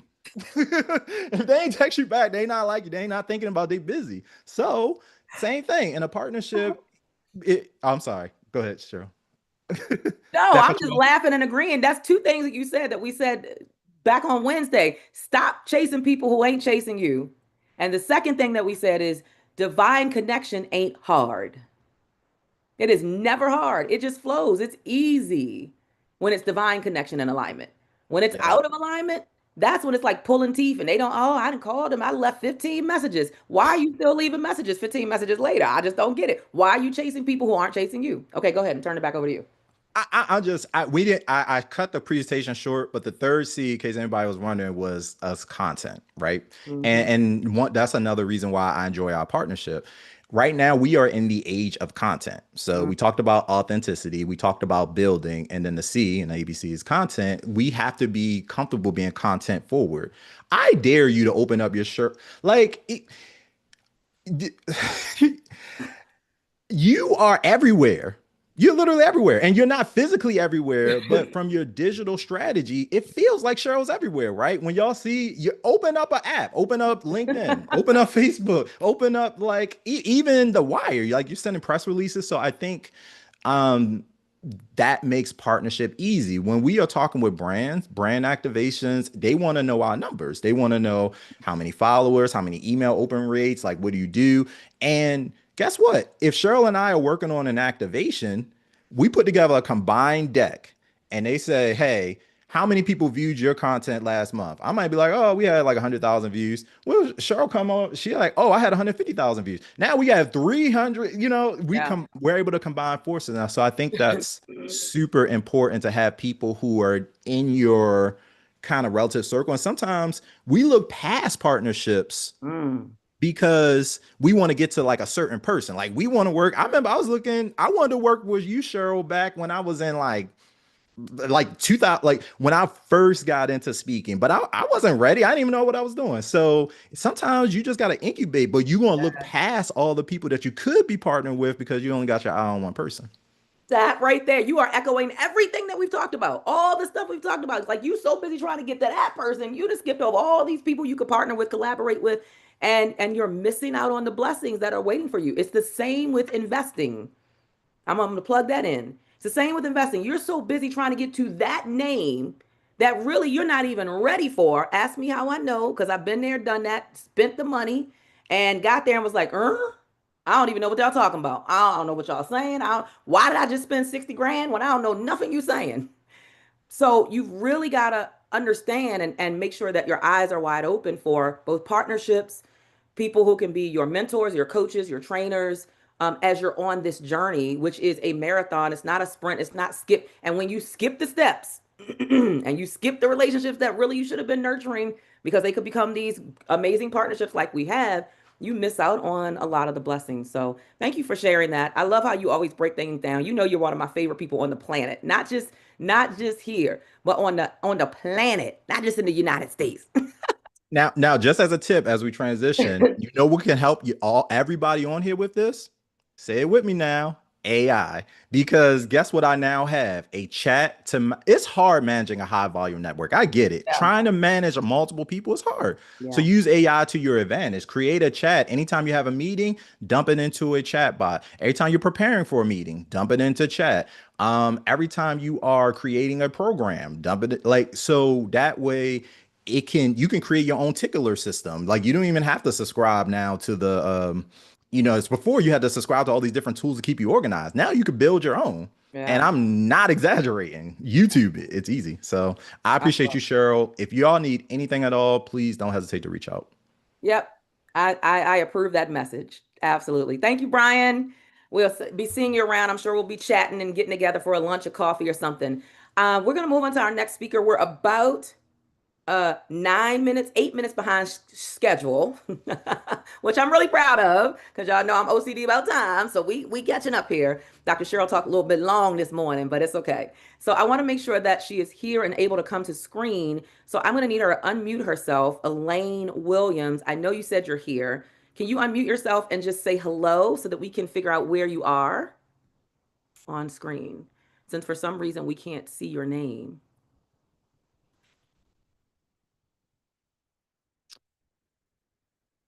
Yeah, I don't see her.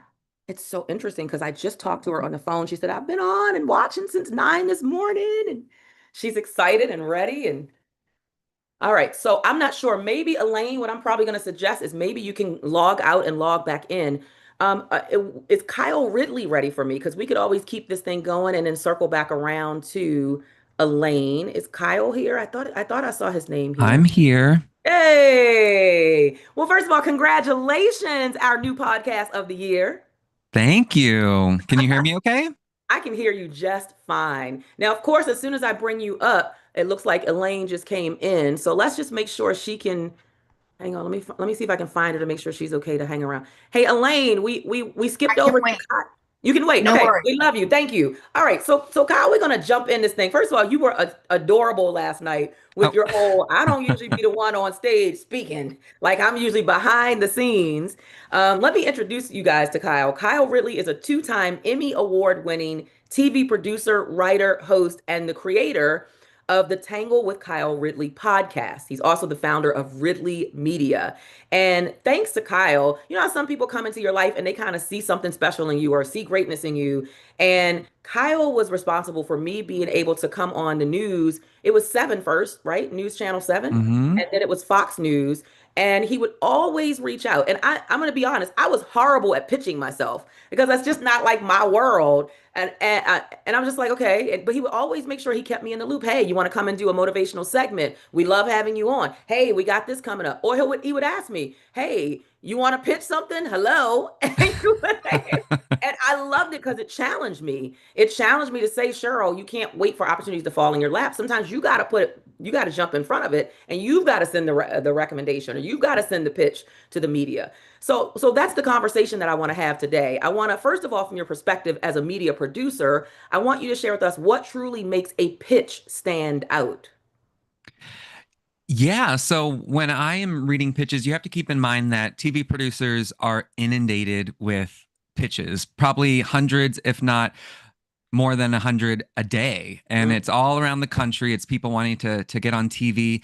So what really makes a pitch stand out for me, it was if it's short, it's concise and compelling, because there's only so much you can read throughout each day, and a lot of pitches just end up in the trash and not even get a response. That was one thing about when I would read pitches, was I was always try to respond whether it was a no or a yes or not this time.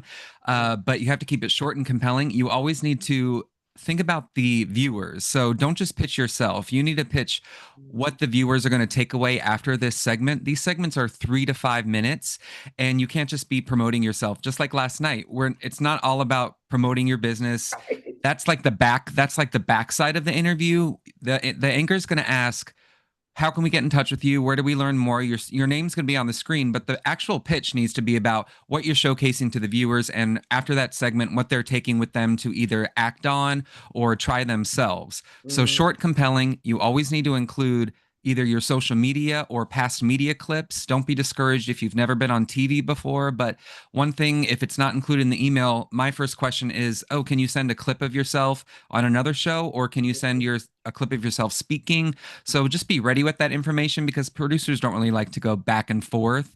yeah. But again, don't worry if you don't have experience. We love to showcase new talent because we want to have these awesome people in our back pocket, like Cheryl, who, although she was always, I knew she was inundated with work and wasn't always focused on local media. But yeah, most stations have theme segments, whether it's Motivation Monday or uh, uh, Thirsty Thursday or a Fun Friday. So yeah, I would text her once you get a relationship with a producer, they want to maintain those contacts with you, because there's always last minute bookings Yeah. that need to be filled. So I would be like, hey, you want to come on for Women's History Month? Do you have something that you can pitch, or do you want to work together to come up with a 5 tips that you can share with viewers? Or we've even had Cheryl on to talk about marriage and success with marriage, because once you develop that relationship, we can draw on all aspects of your life. Once we know you're a good speaker, hey, let's talk about this topic. Let's talk about this.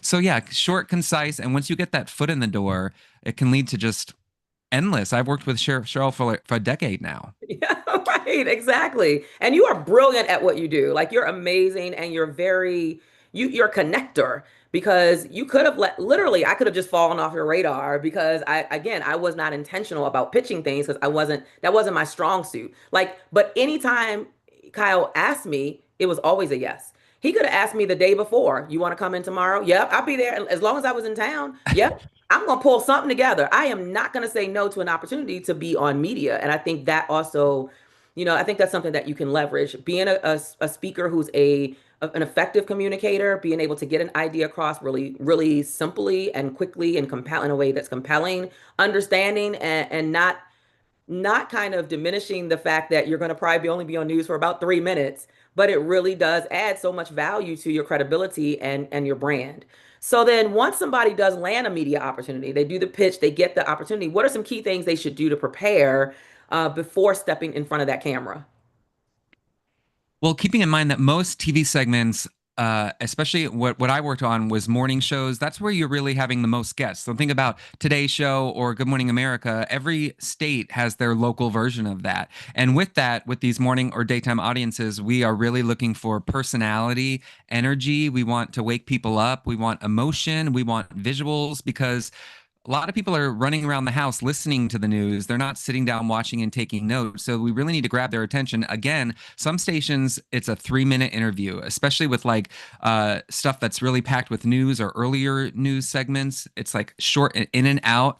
And then maybe you get up to 5. So you really need to work within those parameters. So I do suggest practicing, but more so practicing like bullet points and what you need to hit. Do not script yourself because that just comes off very obvious on air, and it's a producer and anchor pet peeve, like, oh, this person is way too rehearsed. It needs to be conversational. I've had experiences where the anchor will ask the first question and the guest will just not stop talking for 3 or 4 minutes because they have their whole script memorized, and I have to get in the anchor's ears so often.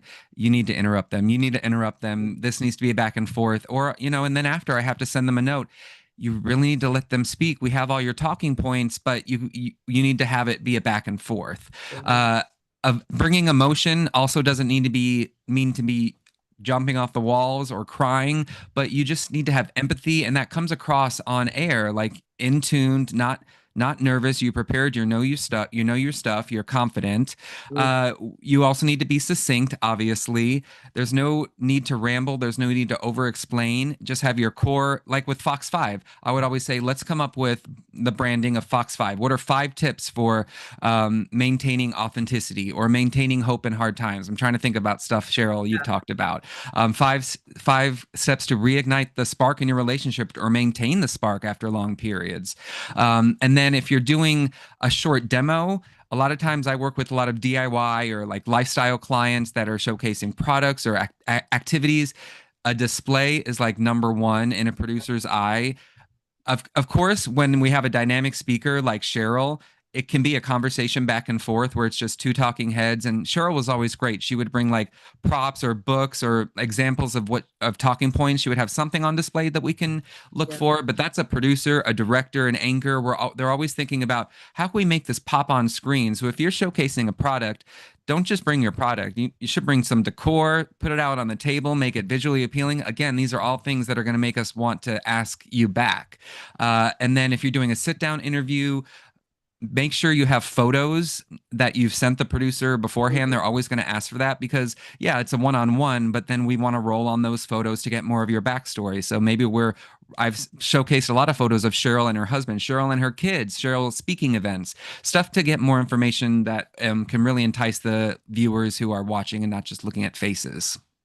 That's so good, y'all. If this is juicy, type juicy in the chat because Lord knows I done been on the news. I don't know how many times, and I'm still taking notes. I'm like, okay. Take this note, Cheryl. Like we're always learning and growing and refining and getting better. And like you said, the confidence is important, personality, emotion, anything that you're able to show as a display. Having those sound bites, y'all. That's one of the things we teach as a part of GSU, this community and the imprint program that we're offering. How do you create these sound bites that, remember how Oprah used to always say, that's a tweetable. Remember she used to always do that? Like that's basically what a sound bite is, something that's easy for people to remember and repeat and retweet. Remember, repeat, and retweet. I don't know that we have tweets anymore because it's called something different, but you know what I mean. In effect, people can easily recall it to mind and they can share it and it'll stick with them. So fantastic. Okay, I'm going to go to this next question. Sometimes, especially speakers, authors, entrepreneurs, they feel like, okay, I was featured in the media one time and it was a one-time win. How can they leverage one media opportunity into this long-term visibility that really will help them to maximize the impact that they're able to make and increase their visibility also? I think it really requires a lot of proactive research and communication with producers and newsrooms all over the country. So yeah, you get that one. It could take months or a really long time to get that other booking, but you need to be proactive about it. So you need to be ready to be invited back. You need to ask for feedback afterward. If the producer doesn't give it up right away because they're overwhelmed with their own work, think about they're having to put a live show on every single day and they're booking 3 to 5 guests every day and then having to manage all of the pitches that they're getting. So Mhm. you need to be able to knock it out of the park. And then if they're going to add you to their roster of regulars, they'll be proactive. But if they're not, keep in touch with them. So one thing that I always suggest is that you might have your own pitch like, oh, I'm working on this current project right now, or maybe I'm working on this current book. But producers, like on their desk, we would always have a national day calendar, a national month calendar, a national week calendar, holidays, seasons. That's always coming into play with these morning show segments. They're looking to fill a lot of time. So, again, oh, Women's History Month is coming up. Black History Month is coming up. Oh, this is National Heart Health Month. Oh, this week is public speaker.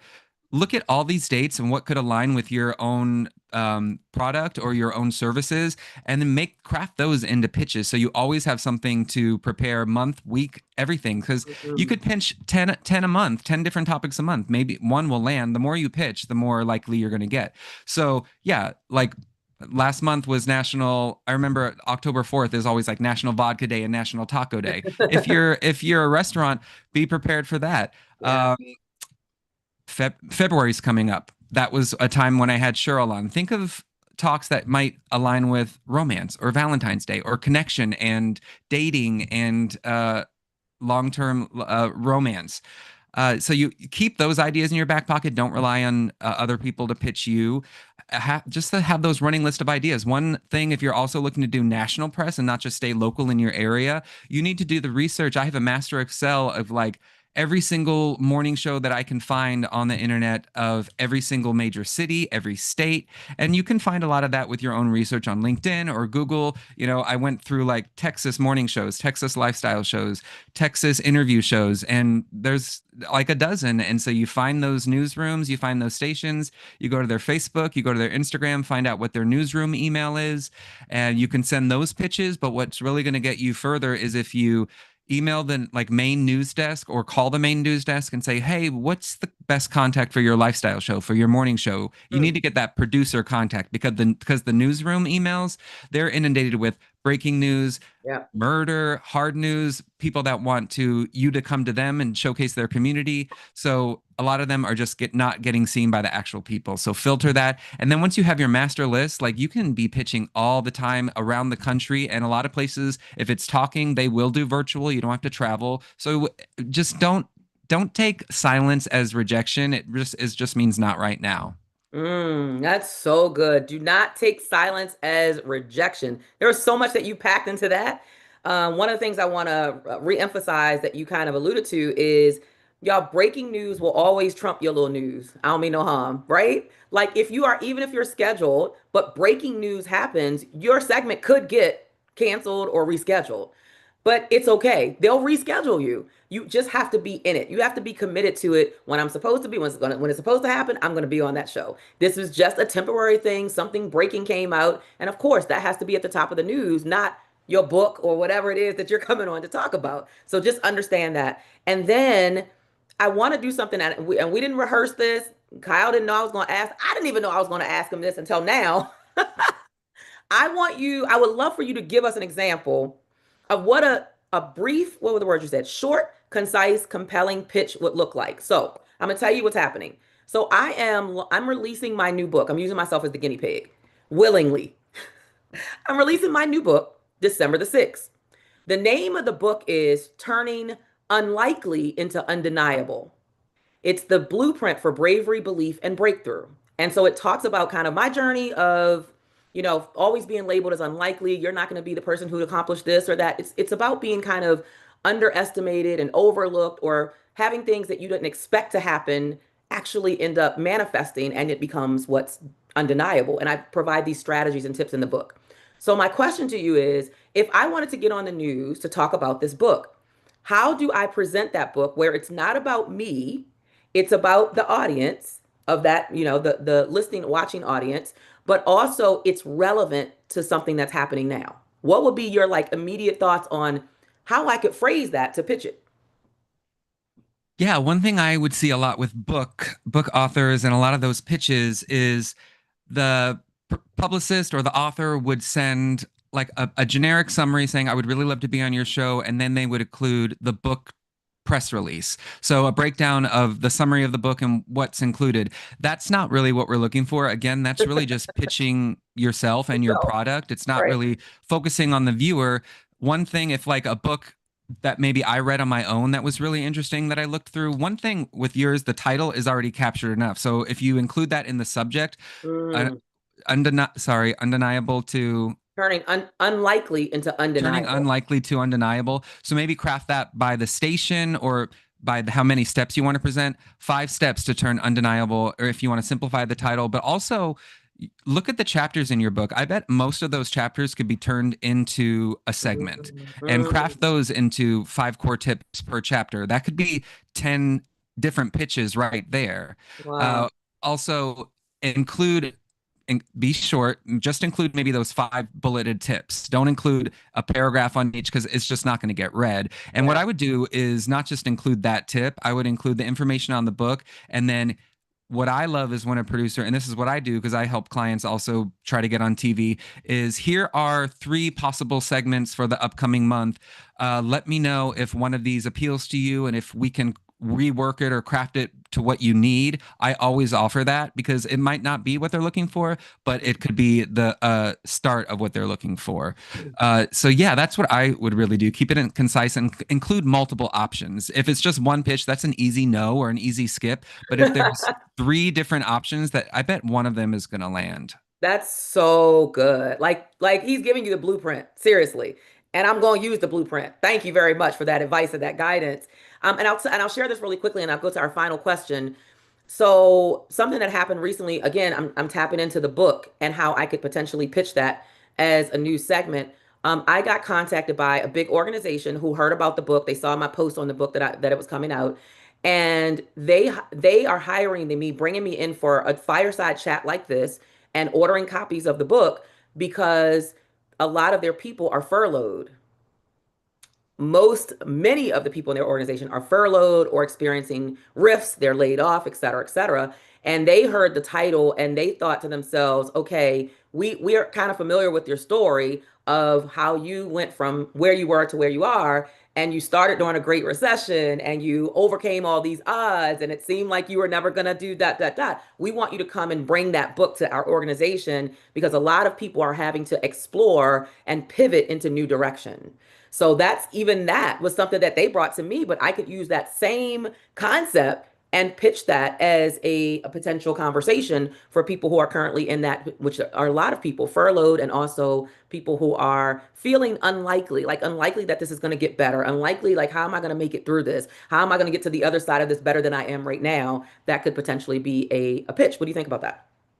Yeah, keeping in mind current events, and it also doesn't need to be a current project of yours. There's current events that maybe it relates to a project you worked on years ago or an article or a book you wrote years ago. Oh, I Mhm. can take from that and craft a new pitch because I'm well versed in it. And let's craft this to what's going on in today and send it out and see what lands. I can still do that. I have people that I've reached out to, like authors who I know wrote a book 5, 6 years ago. Oh, this would apply today. Let me reach out to them and see if they can craft a pitch to help our viewers right now. That is awesome. Great, great, great guidance and advice. My final question is, so I remember how early you used to get up in the morning, like 3 a.m., I think, to get to work by 4. I'm like, who is this dude? Does he work 24? Does he ever sleep? I'm like, Kyle, do you sleep and bring your pajamas to the station? Like, what's up?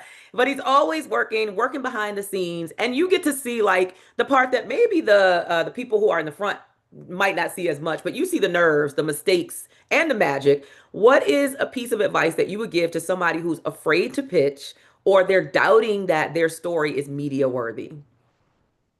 Well, I would say that you first need the confidence and belief in your own story in order to pitch because it's not going to work if you don't believe in yourself. So if you doubt the importance of your story or what you're trying to bring to the table, it's going to stunt your growth far outside of TV segment, landing a TV segment or not. So Mhm. the doubt with that is going to spill over into all aspects of your life. So if you're struggling with confidence and not feeling worthy, it's really going to take some inner work. I wouldn't suggest jumping in and just trying to be on TV. Work on Mhm. that because that confidence is going to showcase in every pitch. And you're going to also take those no's or the silence of not getting feedback as just a not this time and it's not my time rather than, I was right. I'm being rejected. It really is confidence in what you've created.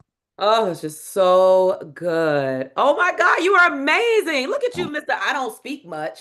I'm Uh, just saying you dropped all kind of jewels and nuggets. Okay, so we're gonna release Kyle so he can go on about this day, but I need you guys to give him an overwhelming amount of love in the chat. And you know how we do the emoji things here on the screen? Come on, I need to see fireballs and claps and hearts and but also in the chat because people need to see it in the chat. Let them know how you felt about that. So good. So Thank you all. informative. I Yeah, mean, connect with me if you want, and hopefully we please, can please work give your together. information. Please give your information and tell them how you can help them. Yes. Well, I'll just put it in the chat. So that's my website, kyleridley.com. I have a podcast as I talked about last night. And then yeah, Ridley Media. I have clients that I help pitch throughout the country with all my contacts and try to land them media spots all around TV. I love it. I love it. And he's the best at what he does. That's all I can say. You know, it's like you have people who are masters. We talked about mastery. He has mastered this. How long have you been doing the producer work? About a decade, yeah. And then before that, I was in print journalism. So journalism for over 20 years. Over 20 years. So you are connected to the right person. He's a two-time Emmy award winning TV producer. So I'm just saying he know what he's doing. Thank you. And I have the SpeakerCon award right next to the Emmy Yes, now. you do. Absolutely. Keep up the great work. And I look Thank forward to being you. on your podcast and staying connected as well. So thank you Yes, for for sure. You all have the to come nuggets. on. Thanks, Cheryl. Absolutely. Take care. Have a All great right, day. bye. All right, y'all. Woo, that was good. That was juicy, right? You're learning. And are you hearing like the common thread between what I'm speaking, what you heard Brian Oles talk about, what you heard Hyacinth talk about, and even what you heard Kyle? Confidence, belief, passion, emotion in the thing that you do, energy and excitement. And that's why you've got to make sure whatever it is that you are tapping into as your story, your message, your mission, your movement, that it is authentic to you. It's not something that you're doing because you see somebody else doing it and you think you can do it well. It's not something that you're doing because you think it's going to make you a lot of money, but really it's not going to be articulated well because you have no passion behind it. And you've got to work on your posture. I call when we talk about confidence, it's your posture, not your physical posture necessarily. That's a part of it, but it's the posture in how you speak, how you articulate yourself, how you speak up. What's the volume that you use? You will never hear me whisper in a room unless that's a part of me creating an experience. And I come in like today and I came into the mic and y'all want to know something? Let me tell you, it's a secret. That is intentional whisper. But I will never open up a segment on the media or go into a pitch or a speaking engagement with a whisper. Now, that's not to say that you can't use that and leverage that, but I mean a whisper that comes from lack of confidence. We don't play in that space. So when you come into the room, you've got to make sure people know you're there and you're serious about business and you are ready to pour into them. And volume has a lot to do with whether or not people really take you. It commands the room, not yelling. I'm not like this. Oh, y'all better get your. I'm not yelling at you. But my volume is at such a level where you hopefully are receiving the urgency and the importance of the message that I'm sharing. These are just some of the mechanics behind speaking that oftentimes it's not talked about. It's always talked about, oh, tell your story. But how do I share my story? But also, how do I connect my message to the story? And how do I show up when I first step on stage? What should I say or do the first 30 seconds when I step on stage? Should I say something funny? Should I say something serious? Should I ask a question? What do I do? How long should my story be? And it goes on, the list goes on. We give you all of those tools as a part of the Imprint program and our other GSU programs. So just stay tuned because I'm going to be telling you a little bit more about that before we go to lunch. But right now, we're going to transition into our next speaker for this morning. Thank you for your patience. Thank you for being able to log out and come back in because I did not want them to miss you. I got to meet this beautiful sister as a part of the eWomen Network Conference. This is the competition you guys remember I did last year and I won first place in their speaker competition. It's an amazing community of women. And I got to hear as a part of their speaker training program that I was a part of, I got to hear Elaine present. And I was like, oh my God, I just love you. Like I loved everything about what you shared. And this is an example of collaboration that is it complementing each other. It doesn't compete with each other. So, yes, I teach speaking mechanics, the business side of speaking, but Elaine has done improv and some other things that allow you to tap into a different side of bringing yourself, your full authentic self as a speaker. And she's going to talk about that. Let me share a little bit more about her. She's going to speak to us on the topic how to own the room every time. She is a best-selling Elaine Williams, let me get a whole name, is a best-selling author, international speaker, speaker coach, podcast host, and comedian with credits including SNL, HBO, America's Got Talent, The New York Times, and Huffington Post, who helps purpose-driven leaders show up with powerful presence so they can create the impact they're truly here to make and have fun while doing it. I am turning it over to you, Elaine. Thank you. Okay, how many of you want to be more confident? Yeah, right. We're talking about it a lot. I'm going to challenge you. How many of you feel like you're situationally confident? Like sometimes you're like, yeah, church or certain things, right? Well, we're going to play and I want you to show up and be confident and have fun with it every time. Anybody want some of that? Okay, awesome. So I'm going to invite you. This has been an amazing morning, so full of so much stuff. Yeah, give me the love. Thank you. I want you to stand up. You've been writing notes. You've been writing notes. I'm going to give you a handout. We're going to embody everything we're talking about, okay? Because it's great to think about it, but I want you to feel it. And confidence gets to be a practice. So I want you to take up space. I want you to stand with your feet slightly wider than hip. And I want you to just stand up, get off what you're doing, and I want you to stand up and practice taking up space. A lot of us were taught, especially if you're grown up in the South, to be nice, and especially a woman, to, don't be too loud. And so I've had to really break through that. And if I can do it, you can do it, okay? So I want you to just practice taking up space. This is one of the things I do when I go speak. I go feel the room. Whether I'm speaking to 5 people in a meeting room or 5,000, I like to walk around and feel the energy, feel the stage, feel the energy. Every single room has a sound and has a vibe. And so you want to feel the vibe. You want to feel the vibe, even when you're speaking virtually. So yeah, take up space. So that's one of the things. Another thing is, we were talking about there's so many juicy things this morning, right? And so when the last guy was talking about, you want to be confident before you're pitching. But we all have those days, we're human, right? Where we're like, what am I doing with my life? Oh my gosh. So that's one reason I love warming up. And it can take 2 minutes, 2 minutes. So one of the things is moving your body, getting used to taking up space. And now I want everybody, hopefully you're still standing with me. And if you can't stand, I want you to put your feet flat on the floor. And I want you to feel vines going down the sides of your body into the floor. So there's somebody like pulling you into the floor. So that's called being planted. And that means if somebody came and tried to push you, they couldn't push you because you were like planted. And that is, if you do yoga, you're familiar with this term. But this is a great thing to practice because it gives you energy and the earth is pulling you down, but it's also pushing you out. And so being planted is a great way to have powerful presence. And you may be like, I don't know what this is doing. So just practice with me. And this is something that you can cultivate over time. Powerful presence, whether you are speaking virtually or live or guesting on a podcast. Okay. So we've talked about taking up space and now we've talked about planting. Okay. And this just takes a little bit of practice and you can do it 2 minutes a day. Now we're going to talk about waking up the face, articulators, right? We have this beautiful instrument when we're speaking, and a lot of people are like, I know none of Dr. Cheryl's people would do this, but so many people are like, hi, I'm so excited to be here. They're talking heads. No. We use our whole bodies. We use our whole bodies. Excuse me, let me just get a sip of tea. Talking point, you always want to have extra beverages around you because you get excited, stuff happens, you get dry throat, allergies. You always want to have room temperature water and tea and something else. Always have that with you, right? Speak with your whole body. So now we're going to do some articulators. Lean in with me. Be excited. Red leather, yellow leather. Red leather, yellow leather. Red leather, yellow leather. Red leather, yellow leather. Red leather, yellow leather.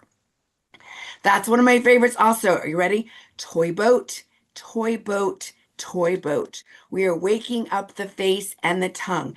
Toy boat, toy boat. You can say it small. Toy boat, toy boat, toy boat. Shakespeare. When you're speaking live, it needs to go to the rafters when they did not have microphones, right? Toy boat, red leather, yellow leather, red leather, yellow leather. And this is my all-time favorite. The tip of the tongue. Do this with me. The tip of the tongue, the roof of the mouth, the roof of the mouth, the lips, the tongue, and the teeth. The lips, the tongue, and the teeth. Don't worry about getting it right. Just roll with it. The tip of the tongue, the roof of the mouth, the lips, the tongue, and the teeth. The tip of the tongue, the roof of the mouth, the lips, the tongue, and the teeth. And you want to be articulating as if you were spitting, if you were speaking at a Broadway show. The actors spit because they're on their breath. That's how we speak for days and hours and weeks, and we don't have, we don't get sore throats or we don't lose our voice. The tip of the tongue, the roof of the mouth, the lips, the tongue, and the teeth. The tip of the tongue, the roof of the mouth, the lips, the tongue, and the teeth. And what's great about this is by the time you do it, when you get to your actual interview or your actual craft that you've done, your story, it's cake because you're already warmed up and you're ready to go. Another reason I love warming up is because it gets your brain going and it teaches our bodies, right? We all have those days where we're like, I don't feel confident. I don't want to go make videos. I don't want to go what, right? But when you do a warm up, 2 minutes, it trains your body. Oh, I got to focus. Oh, I got to bring it. I got to focus. I got to have my energy. I got to have my presence. And so this is a wonderful thing you can do. I have a 5-minute warm up. I will share that. It's a free on my YouTube thing. And it's just a great way to practice getting in the zone so that when you get to pitch, Kyle, you're ready. You're like, oh, I do this every day. I do this every day before my big calls or before I start my day or before I meet with my team or whatever it is that you do.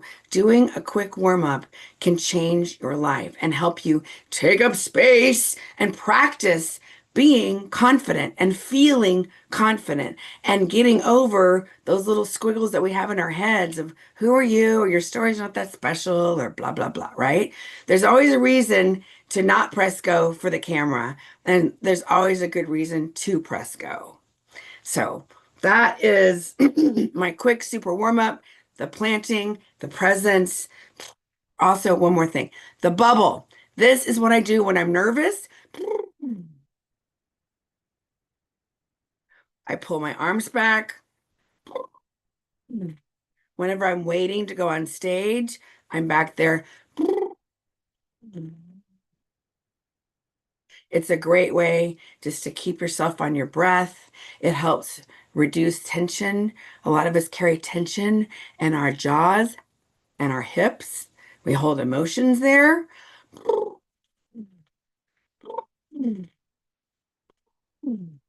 So I never sit. I want you up and wake and moving. Whenever you're about to pitch, whenever you're about to speak, before you press go on the video, I want you moving so that when the camera's on, you were like, let's go, right? So that is what I have so far. And I don't know if you have any questions. I'm happy to answer anything.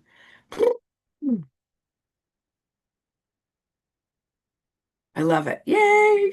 Awesome. Also, if I have more time, these are some basic ones, but when you're speaking, we get excited, right? And so basic things like shoulder rolls, neck rolls. I I really recommend whenever you can go in the back of the room or behind the curtain or the green room. Yes, you want to be out networking and speaking to people, and then you can take 5 minutes and get into your body. And this is also really great. A shake, shake, shake. Also, sometimes if I've been shooting all day and I'm tired, I'll do a quick little bounce on the edge of my toes. Just it's a great way to reset. Think about it. Animals do this all the time, right? They they're always like they wake up, they do the downward dog, they stretch. Our dogs, watch your dogs and cats. They shake, shake, shake. It's just a great way to release either extra energy or to wake yourself up. A lot of improvers do this. A lot of, when you're an actor, you're always doing this. Think about it. The pros do it before football. They're always doing their little warm-up things. Yeah. Mhm.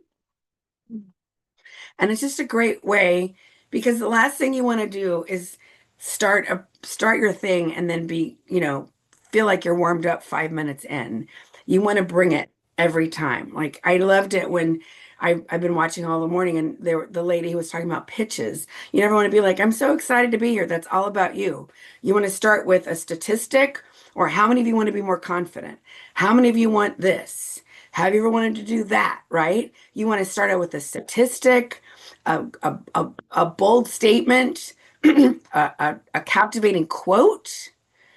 Nobody cares that you're excited to be there. And yes, thank you for being, but like you want to start off with like, this is not the time to text your husband that you want shrimp for dinner. This is the thing that could change your life, right? You want to be the one where people are like, oh, wow. Okay, here's one more super tip. Ready? The biggest fear is that you're going to get introduced somewhere and people are going to be on their phones, talking, walking in late, right? Biggest fear. This is what you do. You say, hey, let's give everybody a big round of applause for being here. You know what? Put your hands together. Let's congratulate Dr. Cheryl Wood for another amazing SpeakerCon. Come on, let her hear it. Let her hear it. This is a super way to pull focus if you're ever terrified that people aren't going to listen, right? Or, people are distracted. So you have to commit to it. You commit, like, come on, let her hear it. Put your hands together. Let's do it. Yeah. And you might have to congratulate Dr. Cheryl, and then you might have to congratulate a sponsor or say, you know what? Congratulate yourselves for coming out tonight and supporting live comedy. This is what comedians do because it brings focus and it brings energy, right? There's nothing worse than being like excited to do your thing and people are like on their phones or wandering. So when you force people to clap, they will start clapping even if they don't know why. They put their phones down because they don't want to look like jerks. People who are walking in late will hurry to their seats because they don't know what's happening, but they'll be like, oh, I guess it started. I guess it started. And then the people who are talking or wandering around, it's just a great way. It's way better than shh or just, I mean, you can stand there in a commanding way. That's great too. But this is like $1 million tip. I learned this from one of my comedy mentors, and also because I'm a stand-up comedian and I've toured. And if you start watching comedians, you're going to start seeing them do that too. And it's just a great way if you've ever been scared that you're going to be introduced somewhere and people are not going to pay attention. So it's a great way to be like, it's my time. Shh, it's my time, right?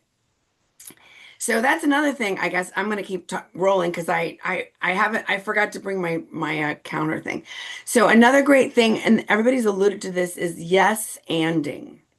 So much of speaking it's great. You want to have your pitch, you want to have your stuff crafted, and you want to be flexible. And so the practice of yes anding. So if you're ever on TV with somebody and somebody says something, you can say, well, yes, absolutely. And actually, I wanted to talk about blah, blah, blah, blah, blah.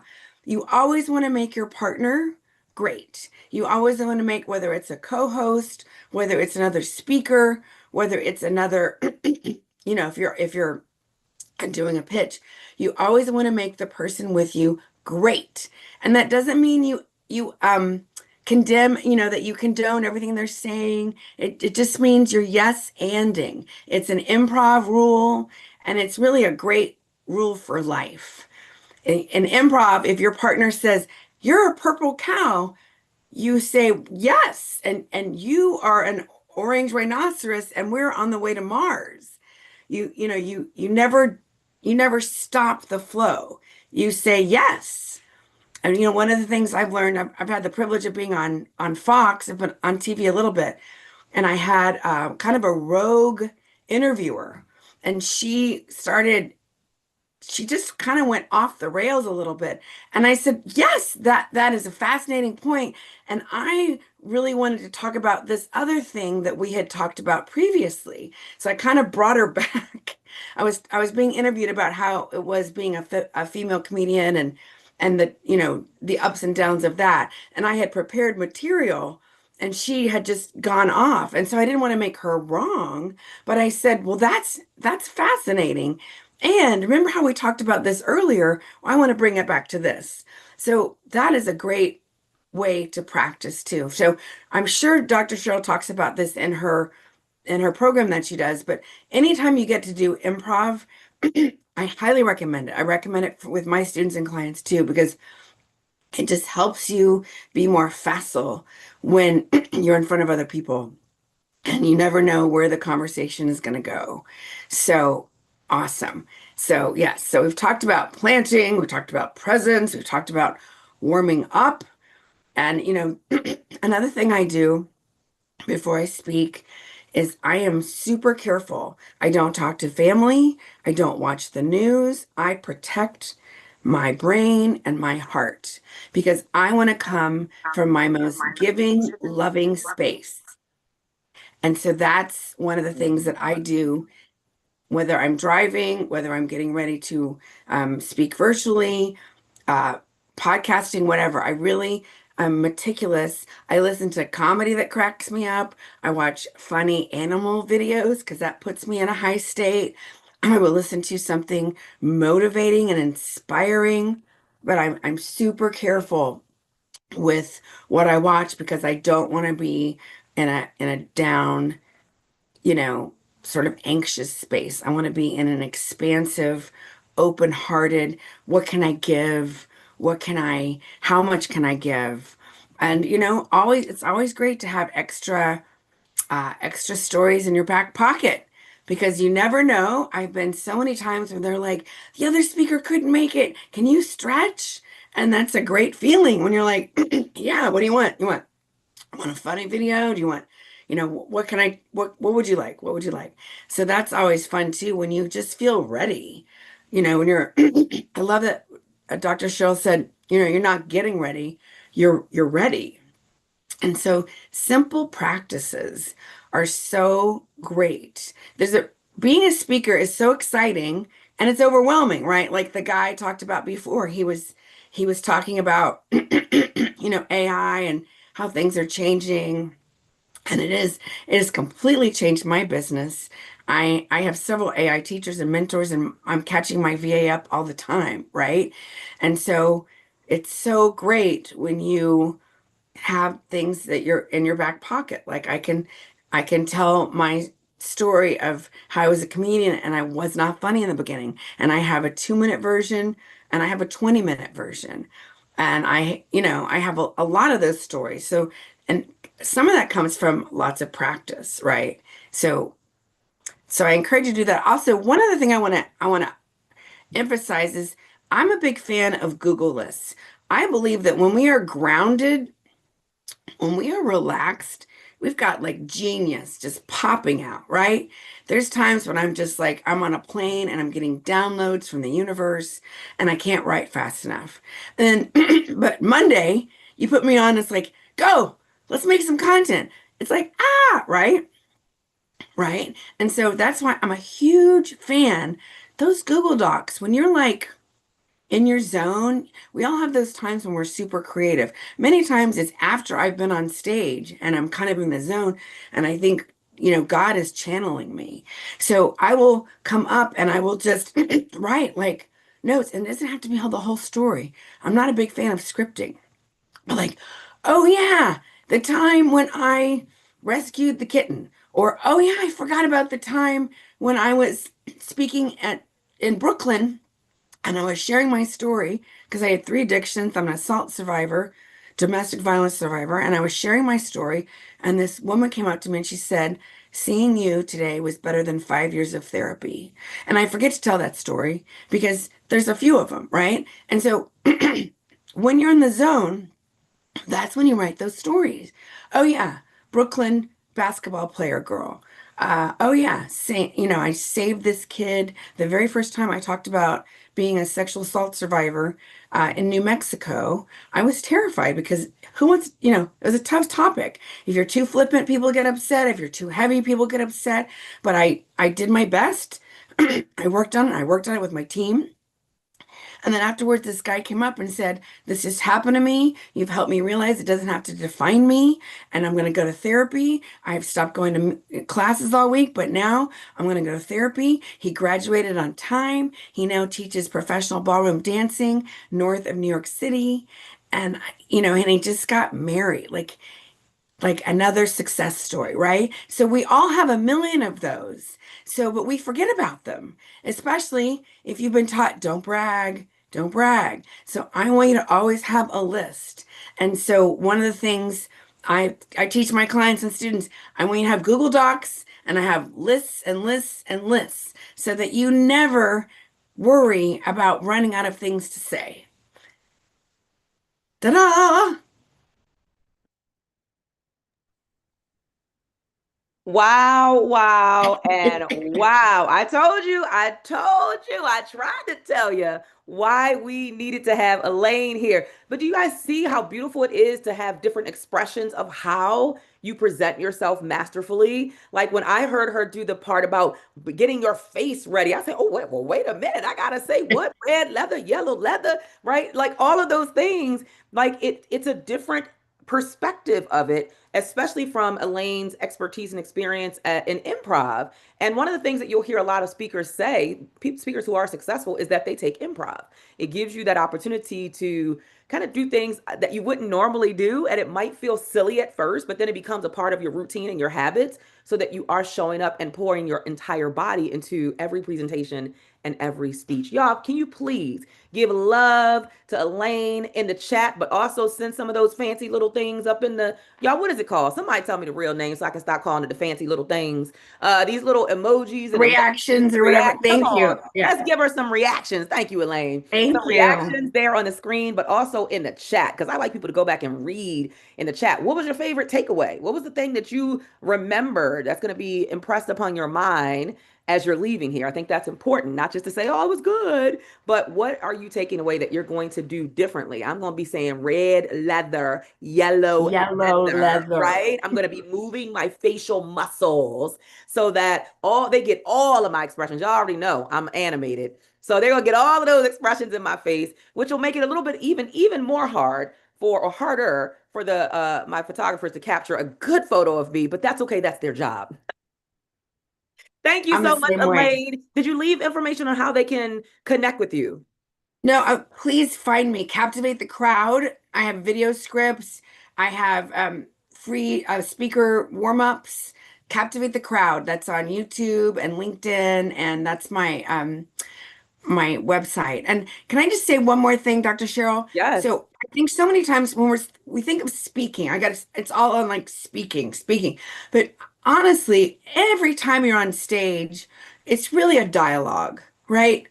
It's like you're reading the room, you don't need the room, but really we're looking and seeing how our things are landing. Are people nodding? Are they engaged? It's never just like, and now I'm going to present. And I think it's good to practice all of that stuff, but I just, that's one of the reasons I love creating partnership with any audience. And I'm sure you talk about that too. So Yeah, so we talk about having a dialogue at the core of any communication. It is always a two-way street. It is never Right. one person. It is not a monologue. It's a dialogue. That's one of the things that we really emphasize in GSU is making sure that you are engaging and connecting with the audience. Really, from the moment that you take the stage, they should feel like this is going to be a conversation, not a lecture. Because this is how a lecture Right. feels. I'm about to tell you Yeah. what you've been doing wrong and why you've been doing it wrong and why you need to do it my way. That's what it feels like. It feels like a parent Yep. scolding a child. And we don't scold audiences. We Right. remind them that there's something that they can experience that may be a little closer to what they really desire on the other side of something that they might currently be stuck in, or that they can get to Right. something that they want to accomplish. And that requires a dialogue, which requires connection, engagement, interaction, and connectivity. So absolutely. Thank you for that reminder as Awesome. well. Thank you, thank you, Thank thank you you. Thank you again. for having me. So fun. Absolutely. We're going to keep things moving, y'all, because we're getting close to lunch and we want to make sure you get out of here and get a bite to eat and get refreshed for this afternoon, where we have some more phenomenal speakers who are coming to pour into you. And we want you to be energized for that. Go and do your facial muscles if you need facial expression things. If you need to, go get a bite, something to eat, something to drink. Don't eat too heavy because then you'll be asleep and you'll take a nap on the couch and then you wake up and be like, oh, Lord, SpeakerCon is over. So I'm going to pour into you for like the next 15 minutes, and then I'm going to have two of my clients to come on and share their experience. Because can I just say this? I want to celebrate some folks.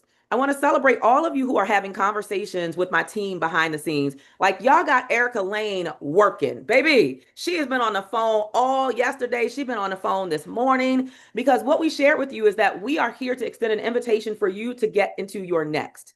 This is about leaving a deep impression, a deep imprint, not a surface level imprint. And that requires a lot of the things that you've been hearing me talk about and the speakers who have been coming in reinforcing. It is not, as Elaine said, just speaking. It is pouring yourself into it. It's what you heard Kyle talk about when you're pitching to the media. It's the emotion, it's the passion, it's your body language, it's your purpose. Is this really in alignment? Those are the things that we want to nail down on and really take a deep dive. Your confidence levels. And if you don't have the confidence, let's peel back the layers and figure out why that confidence is not there. What is your posture as it relates to you showing up? And is your posture walking you out of opportunities that you potentially could be selected for? And how do we shift that? How do we work on that? Now, we don't promise anything it's magical that's going to happen tomorrow. It's start today and happen tomorrow, but we do promise that you will not be the same person that you came in as.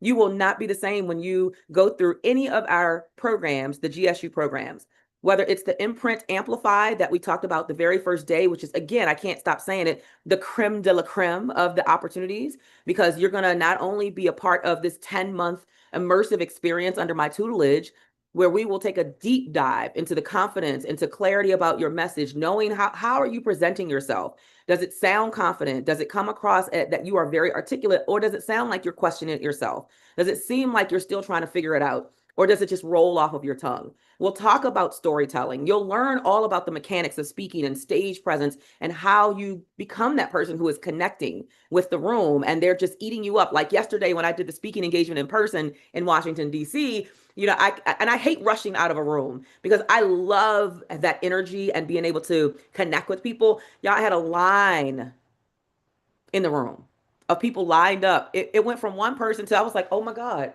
where these other 20, 30 people come from? And everybody just kind of wanted to hug and thank me. And I want to receive that. At some point I had to say, I got to get out of here because I got to go to the next gig, which was getting ready for SpeakerCon, the evening of impact last night. But it's a beautiful thing when people come and express to you the way that you have touched their heart and their soul, the way that you have created some level of transformation, even if it's the starting line for them, that they want to continue long after that. That's what we consider to be imprint. And so we want to welcome you into the GSU community, either through one of our imprint programs, which is Imprint Amplified that we talked about the first day. That includes you being a part of the global documentary that we will be launching for 2026. And that global groundbreaking documentary is called Imprint: Dreamers Who Answered the Call. You will be a part of the VIP red carpet documentary premiere and panel discussion that we'll have immediately after the showing. You'll also get to join us for the 4-day Transformation Mastermind retreat. And there, everything's included. The only thing you have to get is your flight, but your room and accommodations are included. Your chef curated meals are included. Your retreat materials are included. We're going to be doing a really safe space declaration ceremony that is going to move your heart and your soul and allow you to step fully into the posture that's going to allow you to show up bigger in the world. Of course, you're going to get your imprint amplified welcome gift. We're going to have sessions on purpose and activation, alignment, and so much more.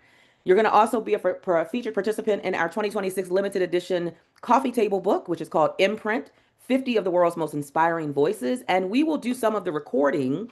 We'll have a full production team on staff. We'll be doing some of the recording for both the documentary and for the coffee table book at the Mastermind Retreat. So it's not something where we're going to require you to spend a whole lot more money. We try to encompass everything that we can into the package so that any additional expense is very minimal. So yes, you're going to have to get your flight there, but everything else will be covered. And we're going to include filming for the documentary so that we can incorporate that. As well as your exclusive photo shoot for the coffee table book. You're going to get two private sessions with me, coaching sessions. You're going to get the Imprint Visibility Playbook.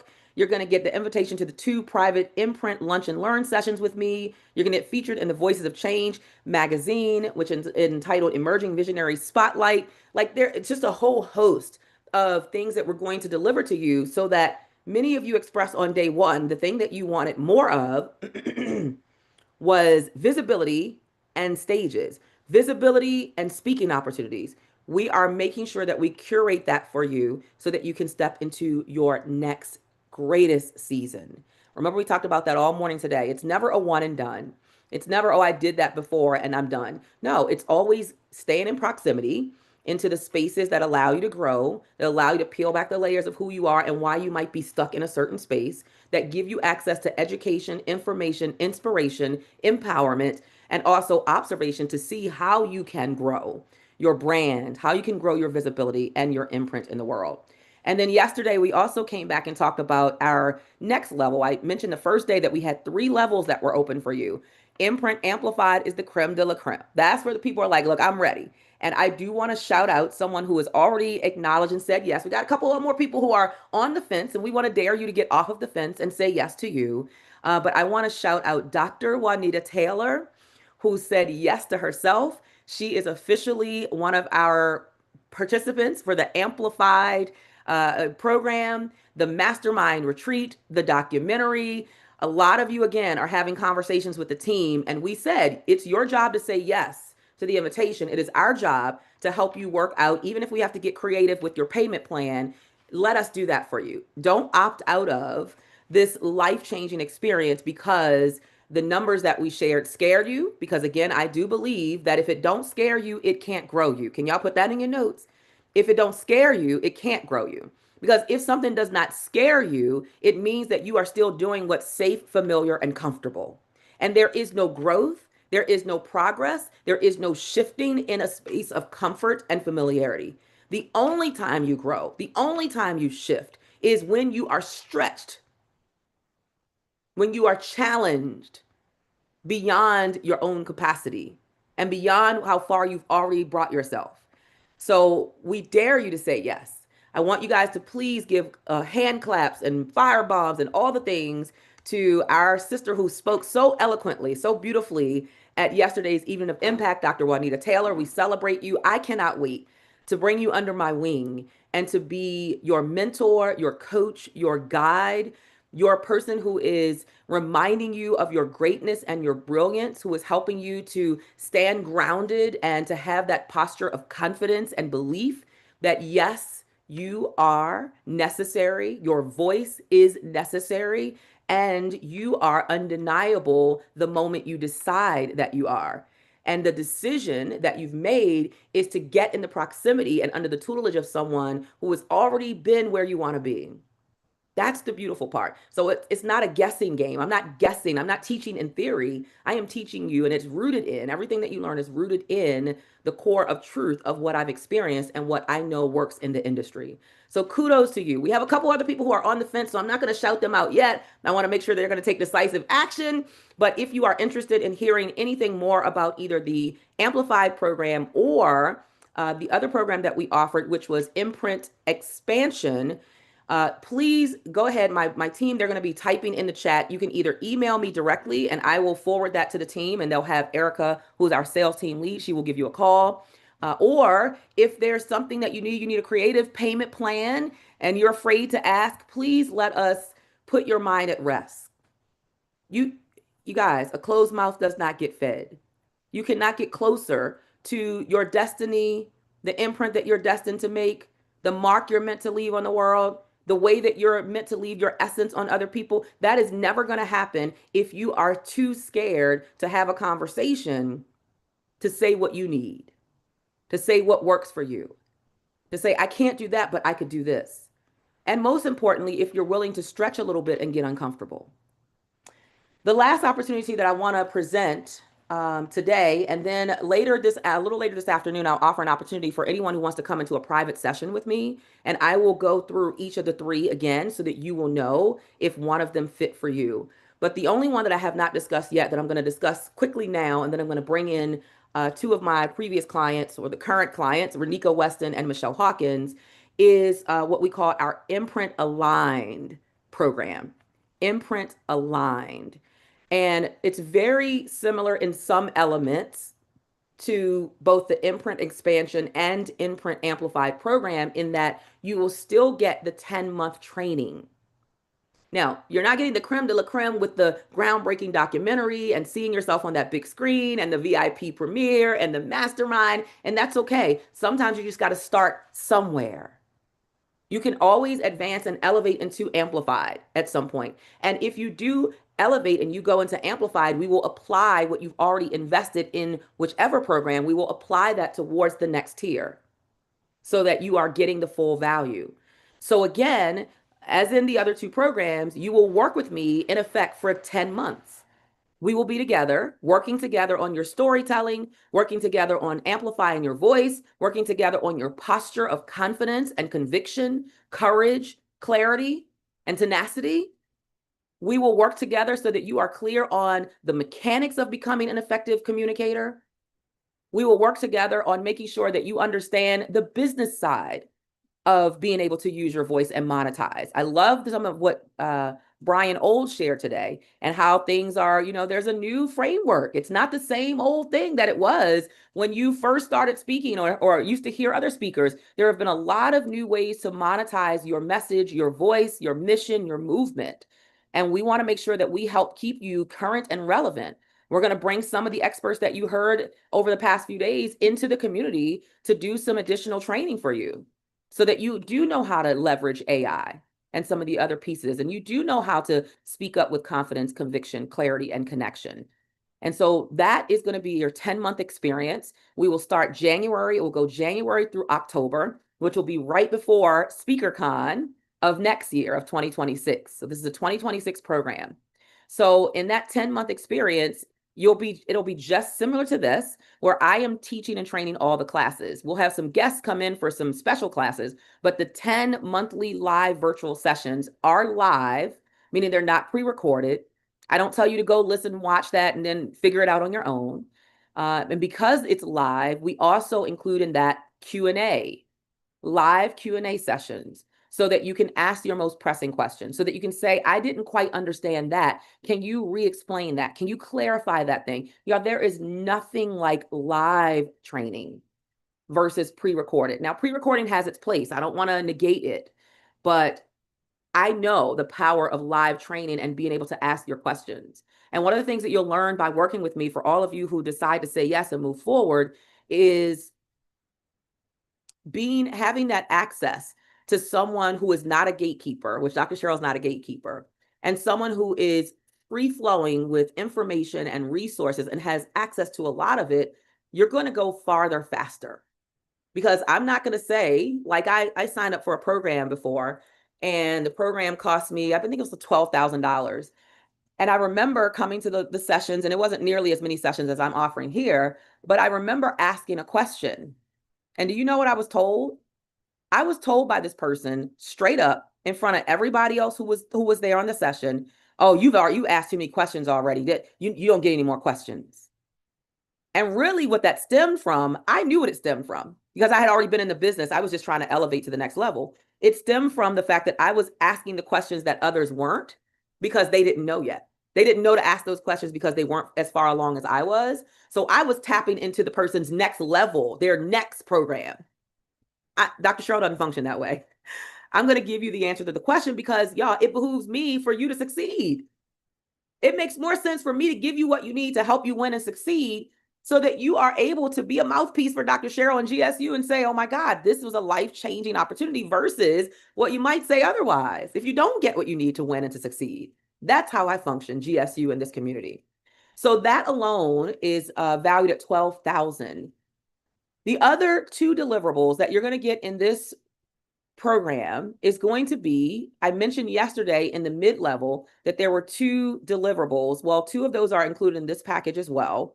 Again, it's a little less access to me in terms of that intimate, personal, because we will likely have more people in this program than we will the other two programs. The other two programs have a limit on them, have a cap. The top has a limit of 8, the mid has a level of 10. This one, we will allow 20 people into this program. So you will be a part of the 2026 Unbreakable Spirit Virtual Summit. That means we will be hosting a virtual summit similar to what you're experiencing here, and you will be one of our featured speakers on stage. This not only helps you to build the confidence that you have what it takes to deliver, it gives you the experience to see what it's like to deliver. And prior to that, we give you the training so that you show up in the best light possible. Because you're going to get to take that video of you speaking, and you remember what Kyle Ridley said about the media? They always want to see a clip or something of you speaking. And how do you project? How do you articulate? Do you pronunciate and enunciate? Are you able to hold an idea and carry that idea through? Are you able to make it more about the listening audience than about self? Do you have very clearly defined takeaways that you deliver that come across clearly in a way that's concise and compelling to the audience versus something that feels like it's overcomplicated? That's what we're going to teach you. We're going to teach you some of the dynamics of showing up powerful on screen. How many of you, and this is not out of ego, I need to hear you say it. I need you to assess it in the chat. How many of you feel like I've been talking directly to you for the past 3 or 4 days? Type yes or yes in the chat, or you can type a number 1. Let's do something different. Put a number 1 in the chat. How many of you feel like even though we're not technically in person, it almost feels close to being in person because of the way that I've used my body language, the way that I've used my facial gestures, the way I've leaned in, the way I'm looking straight at this thing right here and talking directly to you. I'm not looking this way. I'm not down looking at notes. I'm looking directly at you. I'm pulling you in. But also notice what I've done to create an amazing experience. I have my banners representing what this conference is all about. I have appropriate, adequate lighting. I have my Yeti microphone here to make sure that you can hear me and the volume is fine. Like, there are things that you can do, and some of them might seem simple, but you either know or you don't know. And we want to make sure that you show up as the best version of you every time you are taking any platform, whether it's in person or whether it is virtual. So again, as a part of the Imprint Aligned program, you're going to get 10 months of training with me, up close and kind of personal through the virtual experience. You're going to be a featured speaker for the 2026 Unbreakable Spirit Summit. And you're also going to be one of the co-authors in the 2026 book anthology project, which is entitled Unbreakable Spirit, The Journey from Wounds to Wins.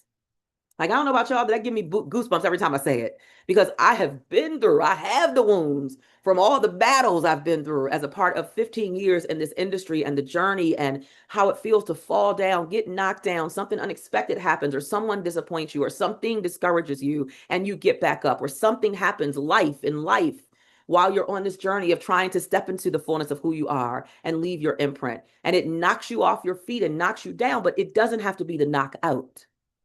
So we want to share those stories with others who are going through trying times, because at the end of the day, you heard me say this yesterday, as a speaker, as a world changer, as a visionary, as someone who wants to help transform lives, at the end of the day, it's our job to leave people feeling more hopeful than they were before. Reminding them of the possibilities, reminding them that anything that they want They can have. But sometimes it takes time and takes consistency and all the other things that you have experienced as a part of your lived experiences and your story. So you will be one of our featured co-authors for that book anthology project, 2026, Unbreakable Spirit, The Journey from Wounds to Wins. And of course, you will also receive the digital completion certificate that you went through and completed the Imprint Aligned Intensive. And you will also receive our signature customized pen. It's our GSU pen, and you will become an official part of the GSU community. And what that means is whenever we are doing something that is specifically and perhaps only extended to GSU members, you will also receive those invitations that are exclusive invites. And we want you to be a part of that. We want to continue to grow GSU with people who we are aligned with. I'm going to quickly share with you just 3 quick photos, and then I'm going to bring in my 2 ladies. So give me one moment. Let me share this with you. By the way, let me before I share that with you, let me give you, oh, if I can find it. I have so many windows open. It is really ridiculous. It's pretty ridiculous, y'all. And I had to close a lot of them yesterday because, let's see. Okay, I'll do that. I'll come back to that. Let me go ahead and share my screen because I want to show you this. And I just think it's so powerful. Can you guys see that? Do you see all the ladies and men in red jackets? And can everybody see that?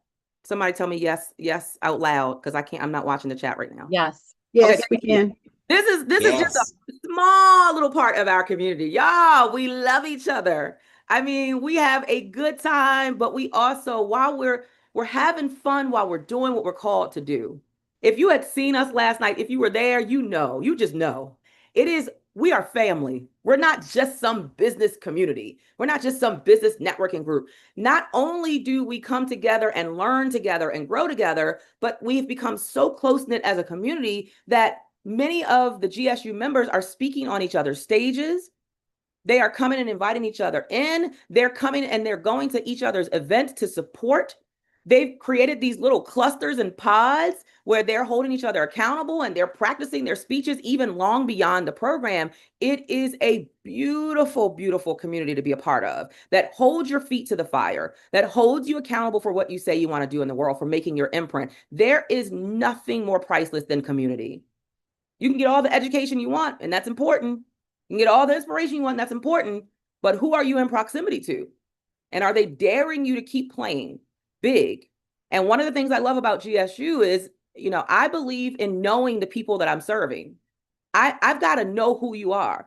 I need to know your story. I need to know what is it that you are holding back. And there's this expression that you'll hear me say in GSU oftentimes, which is, I hear you, but I don't feel you.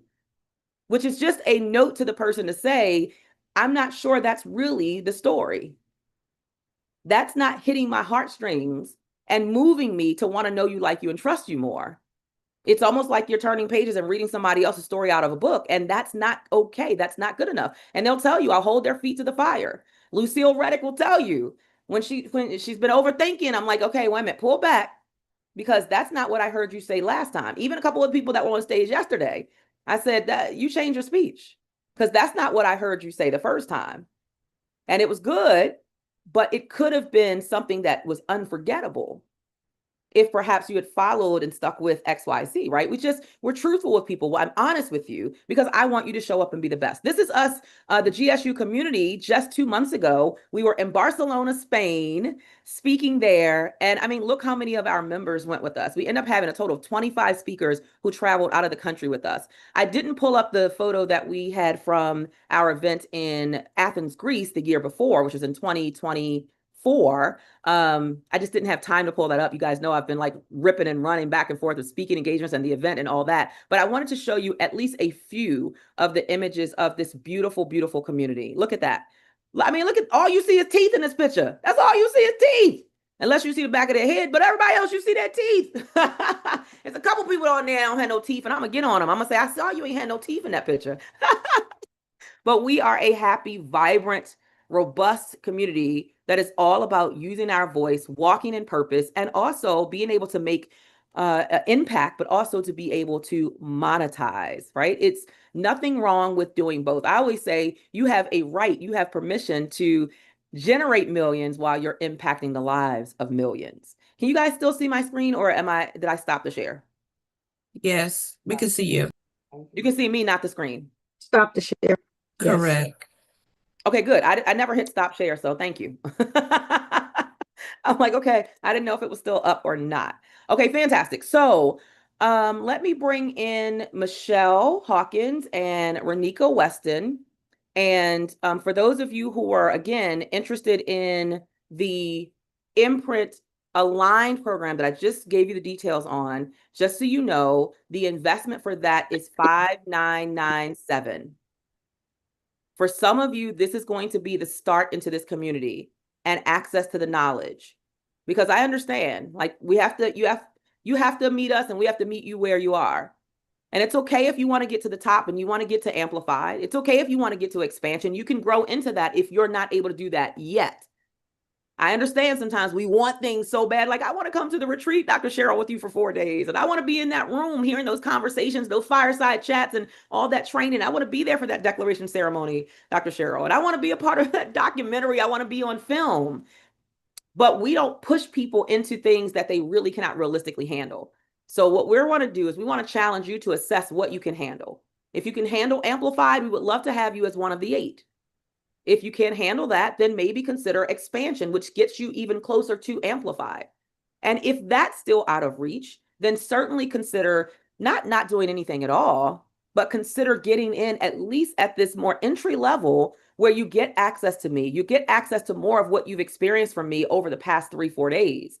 And it's only going to get better, right? This is not even this is not officially our training platform, but the training. Y'all heard Brian Oles, he was just like, look, I'm just trying to tell you, like, I train rich. It's rich training. It is real strategy. It is not anything in theory. It is not, oh, fluff, and this is no. And then I hold you accountable. Yeah. And I come back every 30 days and I say, okay, what have you grown in the past 30 days? What has changed about you? What has changed about your numbers? Is it more, you have more people in your CRM? Have you been lead generating? Have you made more money? Have you written a book, sold a book? What have you done? Because as you go along, you should be able to see some level of growth in anything that you invest in. But I can't do it for you. You got to do it for yourself. I can't do it for you. You've got to do it for yourself. Even when I invested that initial 60,000 with Lisa, I flew, paid extra money to get my flight to Calabasas, California. I had to get my hotel, which in Calabasas is not cheap. I had to get my hotel for a few days that I was there, and my meals and everything that came along with that. And she still didn't come back and do the work for me. She didn't say, well, Dr. Cheryl, I'm gonna come and I'm gonna make you a successful, unforgettable speaker. It wasn't that. It was, okay, now go back home, Cheryl, and implement everything I've taught you. That's what she said. And every one of us have to show up. So for those of you, again, for the pricing, the pay in full investment is $5,997, $5,997. If you'd like to do a payment plan, we can do our recommended deposit is $1,000 to lock in your spot. And then guess what? You will make 10 payments of only $599. Can somebody say wow in the chat? Because for this level of proximity to me, this level of proximity to the GSU community, this level of education and information and resources and guidance, it is unheard of at this price point. Most of what I invest in at this price point, the more of the entry, like a $59.97, which most of nothing that I invest in anymore is that, because as you continue to grow, the numbers just get bigger. I hope y'all do know that. I'm telling you that from a girl who grew up in poverty, who worked my way here, that it doesn't stay the same. But even in the past, anything that was about at this level, the 5,997 to 9,997, sometimes over into the 12,997 was pre-recorded. It was not direct access. It was pre-recorded content that I had access to perhaps for a certain amount of time. So you're going to get those 10 months with me, January through October. You're going to get access to all of the replays of those sessions so that you can go back and look at what you need to and review it again. We'll give you handouts that typically we have handouts that go with each session.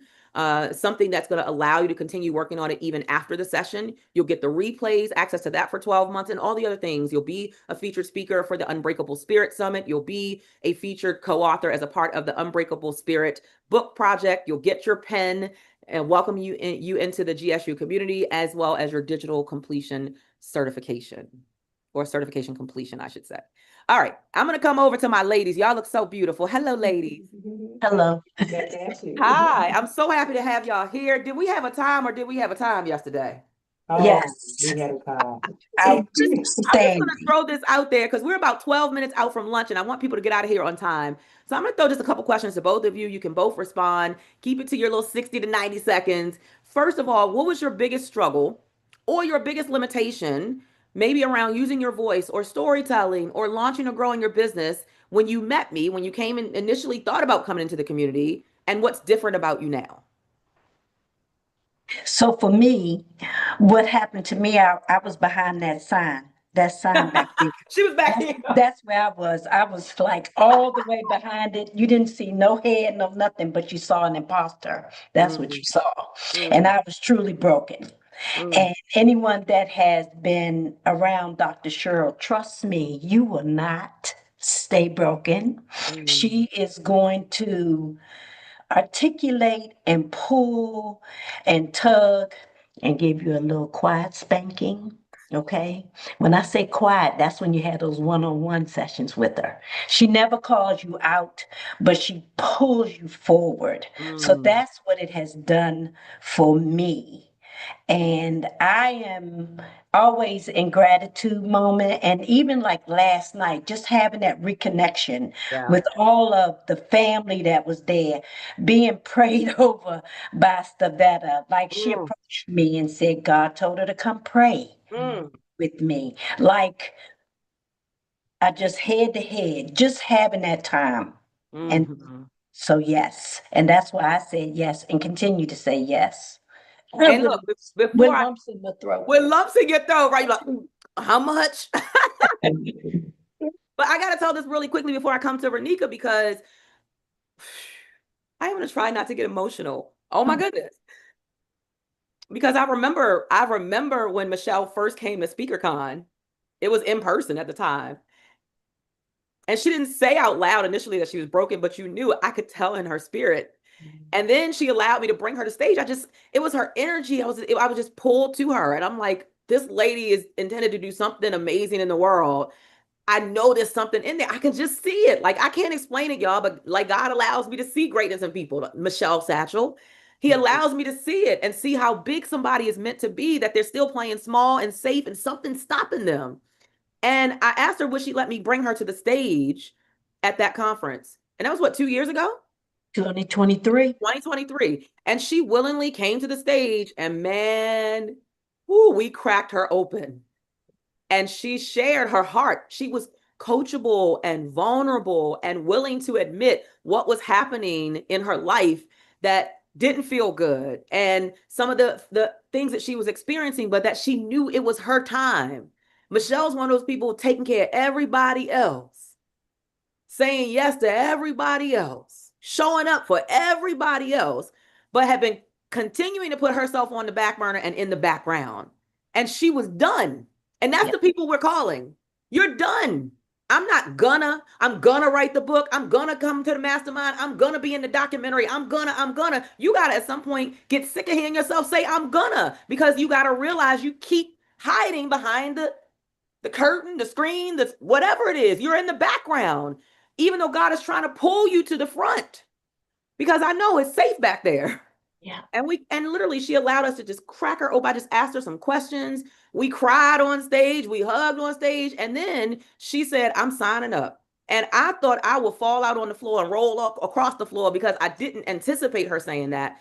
And Michelle and some others, it wasn't like, oh, they just had the money sitting in the bank, but she was like, oh, I'm gonna figure it out. She's like, oh, God always look out for me, and I will figure it out. And y'all, she figured that thing out. She graduated. She's one of our GSU alumni. Tell them about a couple of the speaking engagements you got coming up, and then I'm coming to Renika. Okay, so you guys, first of all, I just have to continue, and I got to stand up. See, Dr. Cheryl does this to me. This is how powerful being in alignment And she said what was so key was divine assignment. I know she was divinely assigned. And I'm going to say personally to me, okay? And I'm so grateful. But so because of being in this community, am I staying on task? Yep. I have written my first book. I have been invited to platforms that I would have never dreamed upon walking onto. I have been panelists on podcasts.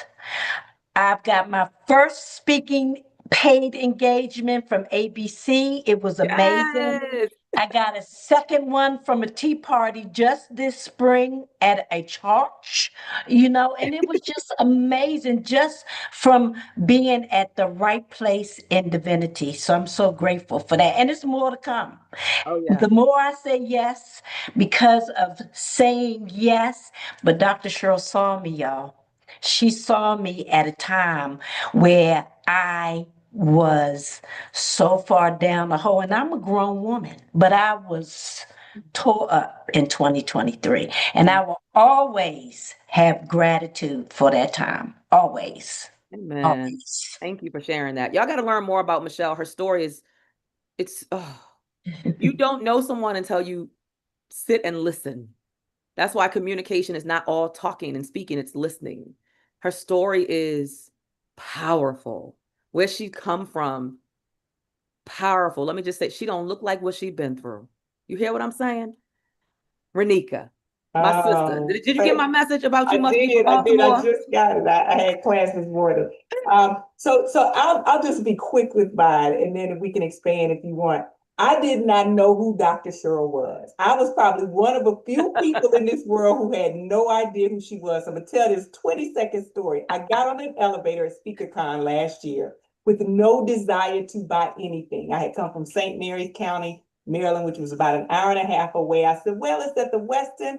If nothing else, I'm gonna get a nice hotel because I had decided to spend the night. I'm in the elevator, and I say to Dr. Cheryl, because I don't know who she is, I said, this SpeakerCon thing, you've been here before because somebody gifted me a ticket. And mind you, you had to pay for a ticket. This was not free last year. Somebody gifted me a ticket, and I ain't never been to this before. And so Dr. E was standing in the elevator. He looked at me. He said, that's Dr. Cheryl. Well, I thought Dr. Cheryl was the person that gifted me the ticket because someone had gifted my friend a ticket. And I said, oh, they got off the elevator. I moseyed on upstairs. And when I heard her speak from the stage, I said to myself, I want to be under her tutelage. I had no desire to buy anything. I had purchased her book and I said, I will read her book and go about my day and be just fine. One of the things that helped me so much, I talk a lot about limiting beliefs. I had the limiting belief that the only money that was out there was B2B business, that I had to be a speaker that could speak to businesses. Because I'm corporate, I'm wrapped in corporate. I worked in biotech for 25 plus years. And everybody I saw on the stage was stale, pale, and male. I said, I'm gonna figure this out. And I kept saying, I don't know how to do it. And I was in one of the sessions and I said to one of the women, she asked me, who did I want to speak to? And I said, I want to speak to women. I said, and more specifically, women who look like me, because I have sat outside of the door and I got the keys to get more people in here. And she said, why won't you do that? And I said, I don't know if they'll pay. And I said, and she asked me more questions. Well, what it got down to is when I quit my job, I paid $400 for a coach, did not have a job, had a child in college and a child in Catholic school, and did not know where my next check was coming from. Started paying this woman this amount of money, and she changed the way I started to look at myself. And she said, why do you believe that other women won't pay that? You think you're better than them? And in that moment at SpeakerCon, it totally changed these beliefs that I had. And again, I kept hearing Dr. Cheryl. And as she talked about the programs, what I did is I figured out what I needed because I had paid for other programs in these stale, pale, male programs. I had never paid for anything like a Les Brown or anybody that looked like me. I knew what a video cost. I knew what it meant to write a book. I knew what I had to do to speak internationally. And when she wrote down and when she said, what does it cost? I wrote down my feet. I was like, I don't know if I got it. And when she said what it was, I said, boom, I ran to the back. I ran to there was no talking. I don't talk to nobody. Where I need to sign up. I'll be there for it. I'll be there because I knew what I wanted to do. And I kept saying, we ready. I said, we ready to Renika and we ready to Jennifer, because that's my alter ego who I have to talk to all the time. She can tell me what I cannot do. Okay, Dr. Cheryl, that's it. My time I is up. love that. I love everything about that. And this is what I was telling Renika the other day. And I tell all of my clients, I'm like, you know, you're already coming to me with brilliance. Like I'm not trying to create something. Like he already did that thing. You already coming with brilliance. He's just using me as a vessel to help you get to the next level. Yeah. To maybe see a little something that you can't see yet, or get a little bit more information or education, a little tweak here, a little tweak there, so that you can play all out and go to the next level. And so we're not saying anybody needs to come to me to be brilliant. You're already brilliant in your own right, but let's take it to another level. Let's increase the visibility. Let's increase the platforms. Let's increase the monetization. Let's make sure more people get access to your voice. What do we say? 8.2 billion? How many millions have you touched? Have you impacted? And I've been in the game 15 years and I haven't touched millions yet. So every day I wake up and I know I have work to do. Thank you so much for sharing, for both of you. Have you had any tangible results or breakthroughs? It might be internal breakthroughs. It might be actual tangible results, things that you accomplish since you've been working with me and as a part of GSU. Both of you can share that as well. I know Michelle said about the book. So for me, I believe in the power of the puffer fish. So, puffer fish in the ocean, they blow up like that and scare all the other fish back. So because of Dr. Cheryl kept telling me, if you open your mouth, you're speaking. And I didn't believe that before. And so I started doing more socials about where I'm speaking and what I'm doing. I don't care if it's 10 people. I don't care if it's a workshop. I don't care if it's a big stage. And I have people say to me, Renika, you everywhere. And I'm thinking, no, I'm not. I'm over here in Crofton, Maryland. I'm not everywhere. But Dr. Cheryl showed me that is what needs to be done. The second thing she did was the book. I can't tell you what that book did to my ego. And it's not even just, it's a anthology of many people. Yes. But I kept saying I was going to write it, kept saying I was going to write it. And when I reached out to people to help us reach that #1 platform, I said to myself, people really do want to hear something I got to say. Yes. So that's not there yet, but I have told Jennifer, be quiet, because Renika is about to do this thing and it will be done. I'm saying it. I'm putting it out in the universe no later than March of 2026. So. Yes, congratulations. Love it. Love it. I was trying to find my book, but somebody must have took my daggone book. I can't find a copy of the book. If y'all got a copy of the book, you can hold it up. Okay, thank you for sharing. That's beautiful. Yeah, the book thing, like that was to get the #1 bestseller, but to have to pull on the people in your network who you have been supporting and giving to. Like, how many of y'all are givers? We talked about this the other day. I've been a giver my entire life and these 15 years in business, and I am in my asking season. Yeah, I'm going to pull on some of the people who I've been supporting and loving on and giving to and saying yes and yes and yes, because I am not stingy with my yeses, but at the same time, I need you also not to be stingy with your yes. Yes. And it's okay for me to be in that season. So I was tickled pink to see that from you, and that realization of how many people really support you, love you, want to see you win, and were willing to say yes to helping us to hit that Amazon #1 bestseller spot. So congratulations, kudos to you, Michelle.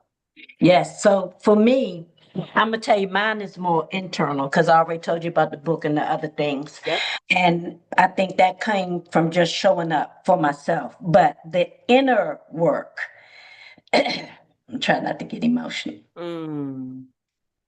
Oh, I got lashes on, Michelle. Tag on it. Well, I know, right? Okay, but it's the inner work, the bridge, just from being in the presence of someone who is so authentic. And I'm talking about you, Dr. Cheryl. And the other people too in our community. But to have a visionary that is so consistent and so committed, and just the courage that she relit in me. I always was bold, but because I was so shunned, because I didn't know, she said, Michelle, people are afraid of your light. And I was like, huh? And she made me see myself in the light that God has put into me. I was afraid of that light. And she was like, how dare you not shine? How dare you not show up, no matter where you go? And so that core value that she reignited in me. And then also the confidence. It's okay. Don't hate me because I'm beautiful. No, I'm just kidding. You know, it's like just having someone, a beautiful woman such as you, Dr. Cheryl, to just continue to pour into you and see you. You see yourself, but it's nothing like having a queen of such stature in my eyesight to see you. And I had quick story. I had an opportunity 12 years ago. I was around someone very powerful, but because I was so beaten up and self-sabotager, I blew the opportunity, and I'm going to say that. I begged God for another opportunity. When I met Dr. Cheryl, I was like, everybody get out my way. I was like, I don't care.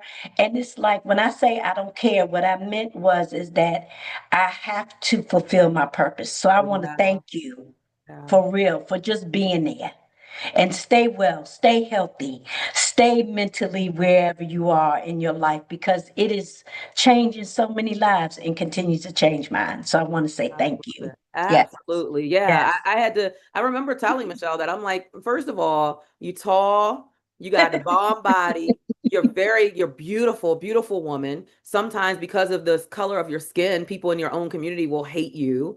And then you have this charisma and this warmth and a glow about you, a light that pulls people in if they want to be pulled in, or they might absolutely detest you for absolutely no reason and want you to shrink and second guess yourself. Don't you dare give them, don't you give them that permission. And so I love the woman that I've seen you evolve into. So last but not least, because we're 5 minutes behind schedule and people got to go eat, y'all, I want to ask you if someone is on the fence, they've heard about the programs. We've offered 3 levels now. We are done with all the levels of the program. You know what the options are, either imprint aligned at the 5,997 or imprint expansion at 12,997, or the creme de la creme of imprint amplified at 24,997. And there are payment plans for all 3. If they are thinking about, but they're on the fence, they're like, that's a lot of money, or I'm scared, or I don't know, is she the right one? What would you encourage them? What would you say about working with me and joining the GSU community as a part of these imprint programs? Renika, you want to go first? Oh gosh, I got so much to say. Like Dr. Cheryl's like the Berry Gordy, the Jimmy Jam, she gonna make you a star. You got to do the work. She is. And but the thing is, if you are willing to invest in yourself, and that's the limiting belief that we have to get over. And I know for some of us right now, financially, it is just not a right time. I told you, I had just spent almost double what her program was. One of them stale pale male programs at a son in college, had one who was actually in high school, and I just believed that God was going to take care of me. I knew I would do the work. I said, if I do the work and I invest in myself, can't nothing come out of that but greatness. So what I would say to other people is to bet on yourself. We bet on a whole lot of people. We invest in a whole lot of people. We give a 200% to our jobs, but you got to start investing in yourself. And this is the place to do it. Yes. I love that. Thank you. Yes. And for me, listen, I had $100 and I signed up day one. I went to the back. It was this beautiful sister from California. I whispered in her ear. I said, I don't have no money. I don't know how I'm going to do it. She came back to me. She said, you got any seed money? I said, I got $100. She said, give it. She said, let's go. Mind you, I signed up for the lower tier. 24 hours later, I was emailing Dr. Cheryl and I said, can I go to the next level? I don't know how I'm gonna pay for it. I said, I know God gonna do it. I said, I have no idea. When I tell you to please don't be like me on the fence. I've had one leg here and the other leg over there. That fence is not the way to go. Bring both legs over. You will be so the weight of just waiting will be over. Mm. Whew. I got eyelashes on, y'all. The weight of waiting. How powerful is that? Y'all type that in the chat. will be The over. weight of waiting, like how much weight comes with continuing Yes. to wait and saying I'm gonna and thinking about it and overthinking it and overanalyzing, over processing. You know your soul, your heart, your spirit, everything is craving out for the next level, for the next step, for the next opportunity, for proximity. And you have to give yourself permission to say yes. And nobody said it wasn't going to be hard. Nobody said it wasn't going to be something that's going to stretch you and be a little uncomfortable. But how many of you know that uncomfortable only lasts for a season as well? Like nothing lasts forever. Everything is temporary. So yeah, maybe you have to get uncomfortable for a season. Maybe you have to get uncomfortable temporarily. But what will it lead you to? I had to get uncomfortable when I knew I wanted to walk away from corporate America and I wanted to pursue my business of speaking full time. I wasn't just uncomfortable. I was terrified. I'm talking terrified. Wait a minute, I'm gonna give up my full-time check, my full-time direct deposit every 2 weeks, and all I gotta do is show up and it's in the bank. You could be a good employee, a bad employee, but that money gonna be there in that bank account as long as you got that job and they saying that you are an employee every 2 weeks. Can we have a moment of silence for direct deposit? Oh Lord, it's a beautiful thing. And then when you become an entrepreneur, baby, you got to hustle and grind for what you want, right? You don't work, you don't eat. And then we learn our worth though over time. And we stop hustling and grinding for every little penny. And we set our prices at what it really should be valued at, what it's valued at, and what people should be required to invest based on what it is that we're bringing to them. Because remember, you're not paying for the 10 weeks, the 10 months. You're not paying for the stuff. You're really not paying for that. You're paying for access to my 15 years of knowledge, which is priceless. It's priceless. You can't put a price tag on that. You're paying for access to all the investments, the 60,000 here and the 75,000 there and the 60 there again and the 120 there and the $100,000 eight-figure mastermind I was a part of and this mastermind I'm currently a part of and that membership and all that knowledge so that you don't have to go and pay that money. Because all that comes with me and I pour that into you. And I think what every GSU person will attest to is that Dr. Cheryl is not stingy with information. Oh, I'm not stingy with information, content, resources, handouts, worksheets, spreadsheets, guidebooks. Like I am not stingy with information because I want you to win and I want you to succeed. I just realized I was supposed to have another sister on here, but I'm not going to bring her on now. I'm going to see if she can come back a little bit later this afternoon because I would still love to have her come in. Stacy, I apologize. I just looked at the email. I was like, oh, I was supposed to bring her in. We are now at 12:40. Thank you so much, Michelle. Thank you, Renika, for sharing your heart. Again, none of this is rehearsed. We didn't have practice sessions.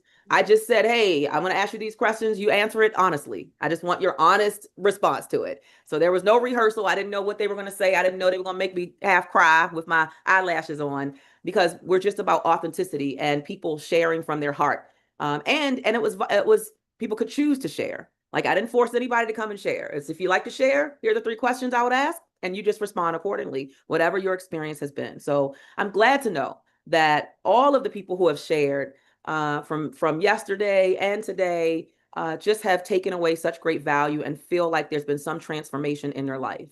So I'm going to ask one question in the chat.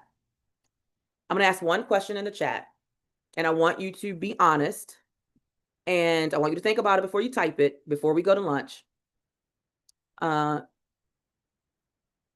If this is something that you know you need for where you are and where you want to go and who you want to become, I just want you to say me. I'm not asking for you to make any commitment. I just would like to know how many people really feel like this is something that they want, they need. You know, it would take you to another level. You know that it will allow you to leave your imprint on the world in a bigger way than what you're doing right now. That maybe you're tired of second guessing yourself. You're tired of playing small. You're tired of playing back here, y'all, behind in the background, that you really know that your voice is meant to be in the forefront, yet your story is meant to be shared, whether it's verbally on platforms or whether it's in a book project or even if it's on the big screen through a documentary. Is there anybody here who feels like, I know in my heart this is what I need? I'm just curious to know if we have anybody who's here who feels like it's what they need.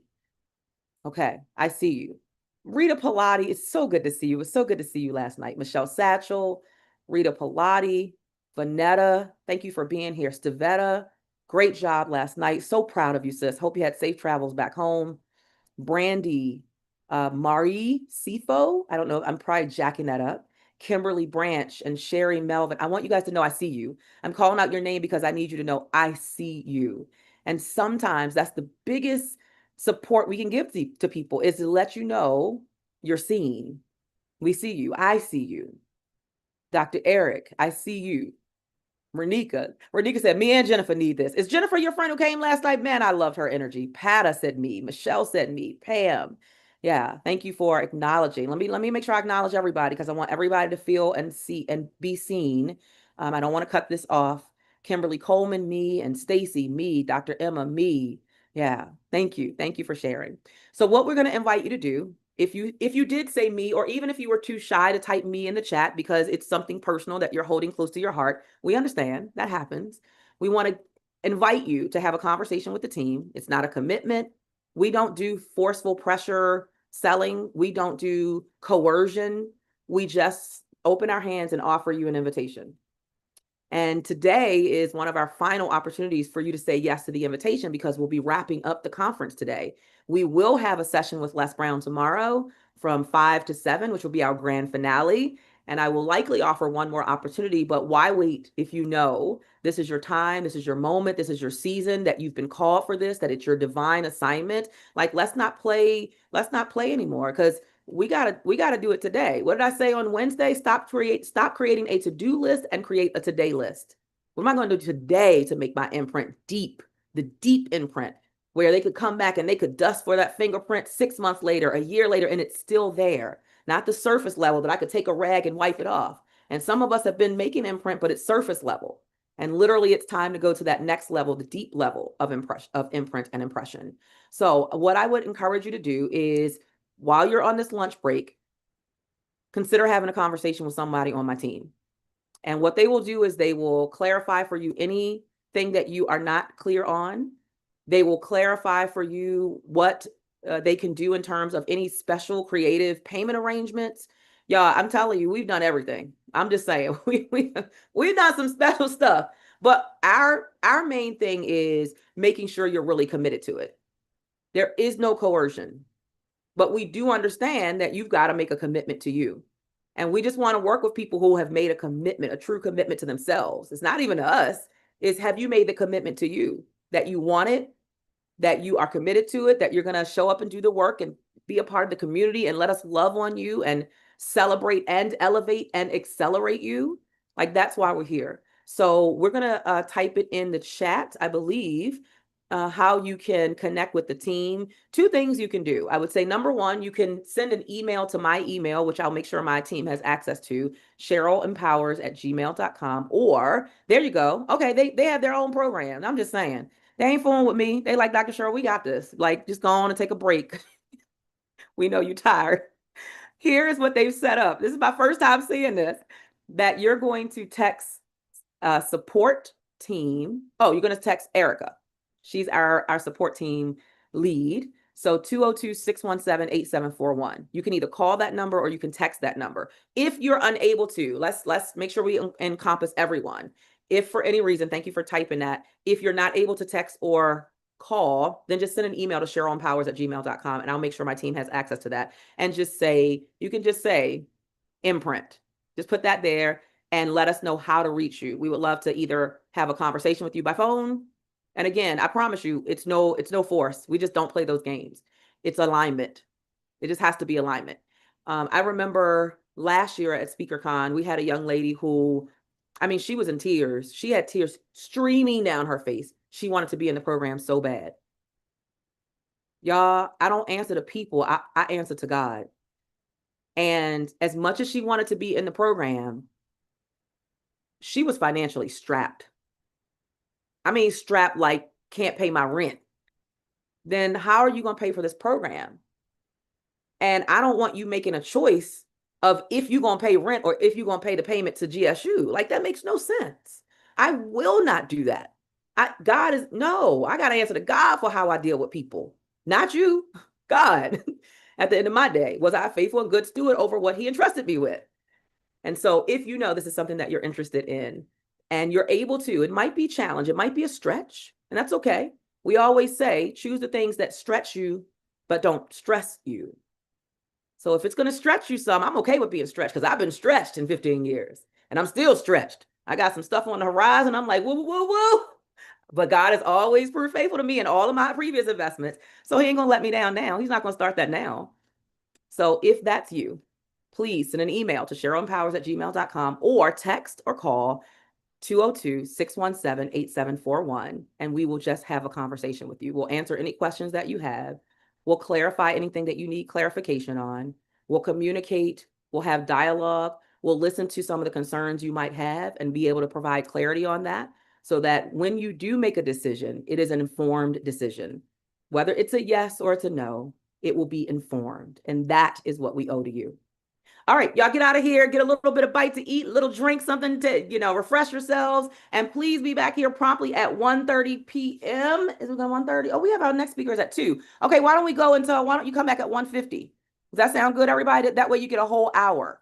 Why don't you come back at 1:50 because our next speaker comes on at 2. So 1:50, you get an entire full hour to refresh yourself, grab a bite to eat, grab something to drink, and we'll see you back here. Use the same link to come right back to this room. All right? Thank you so much. Have a great lunch break.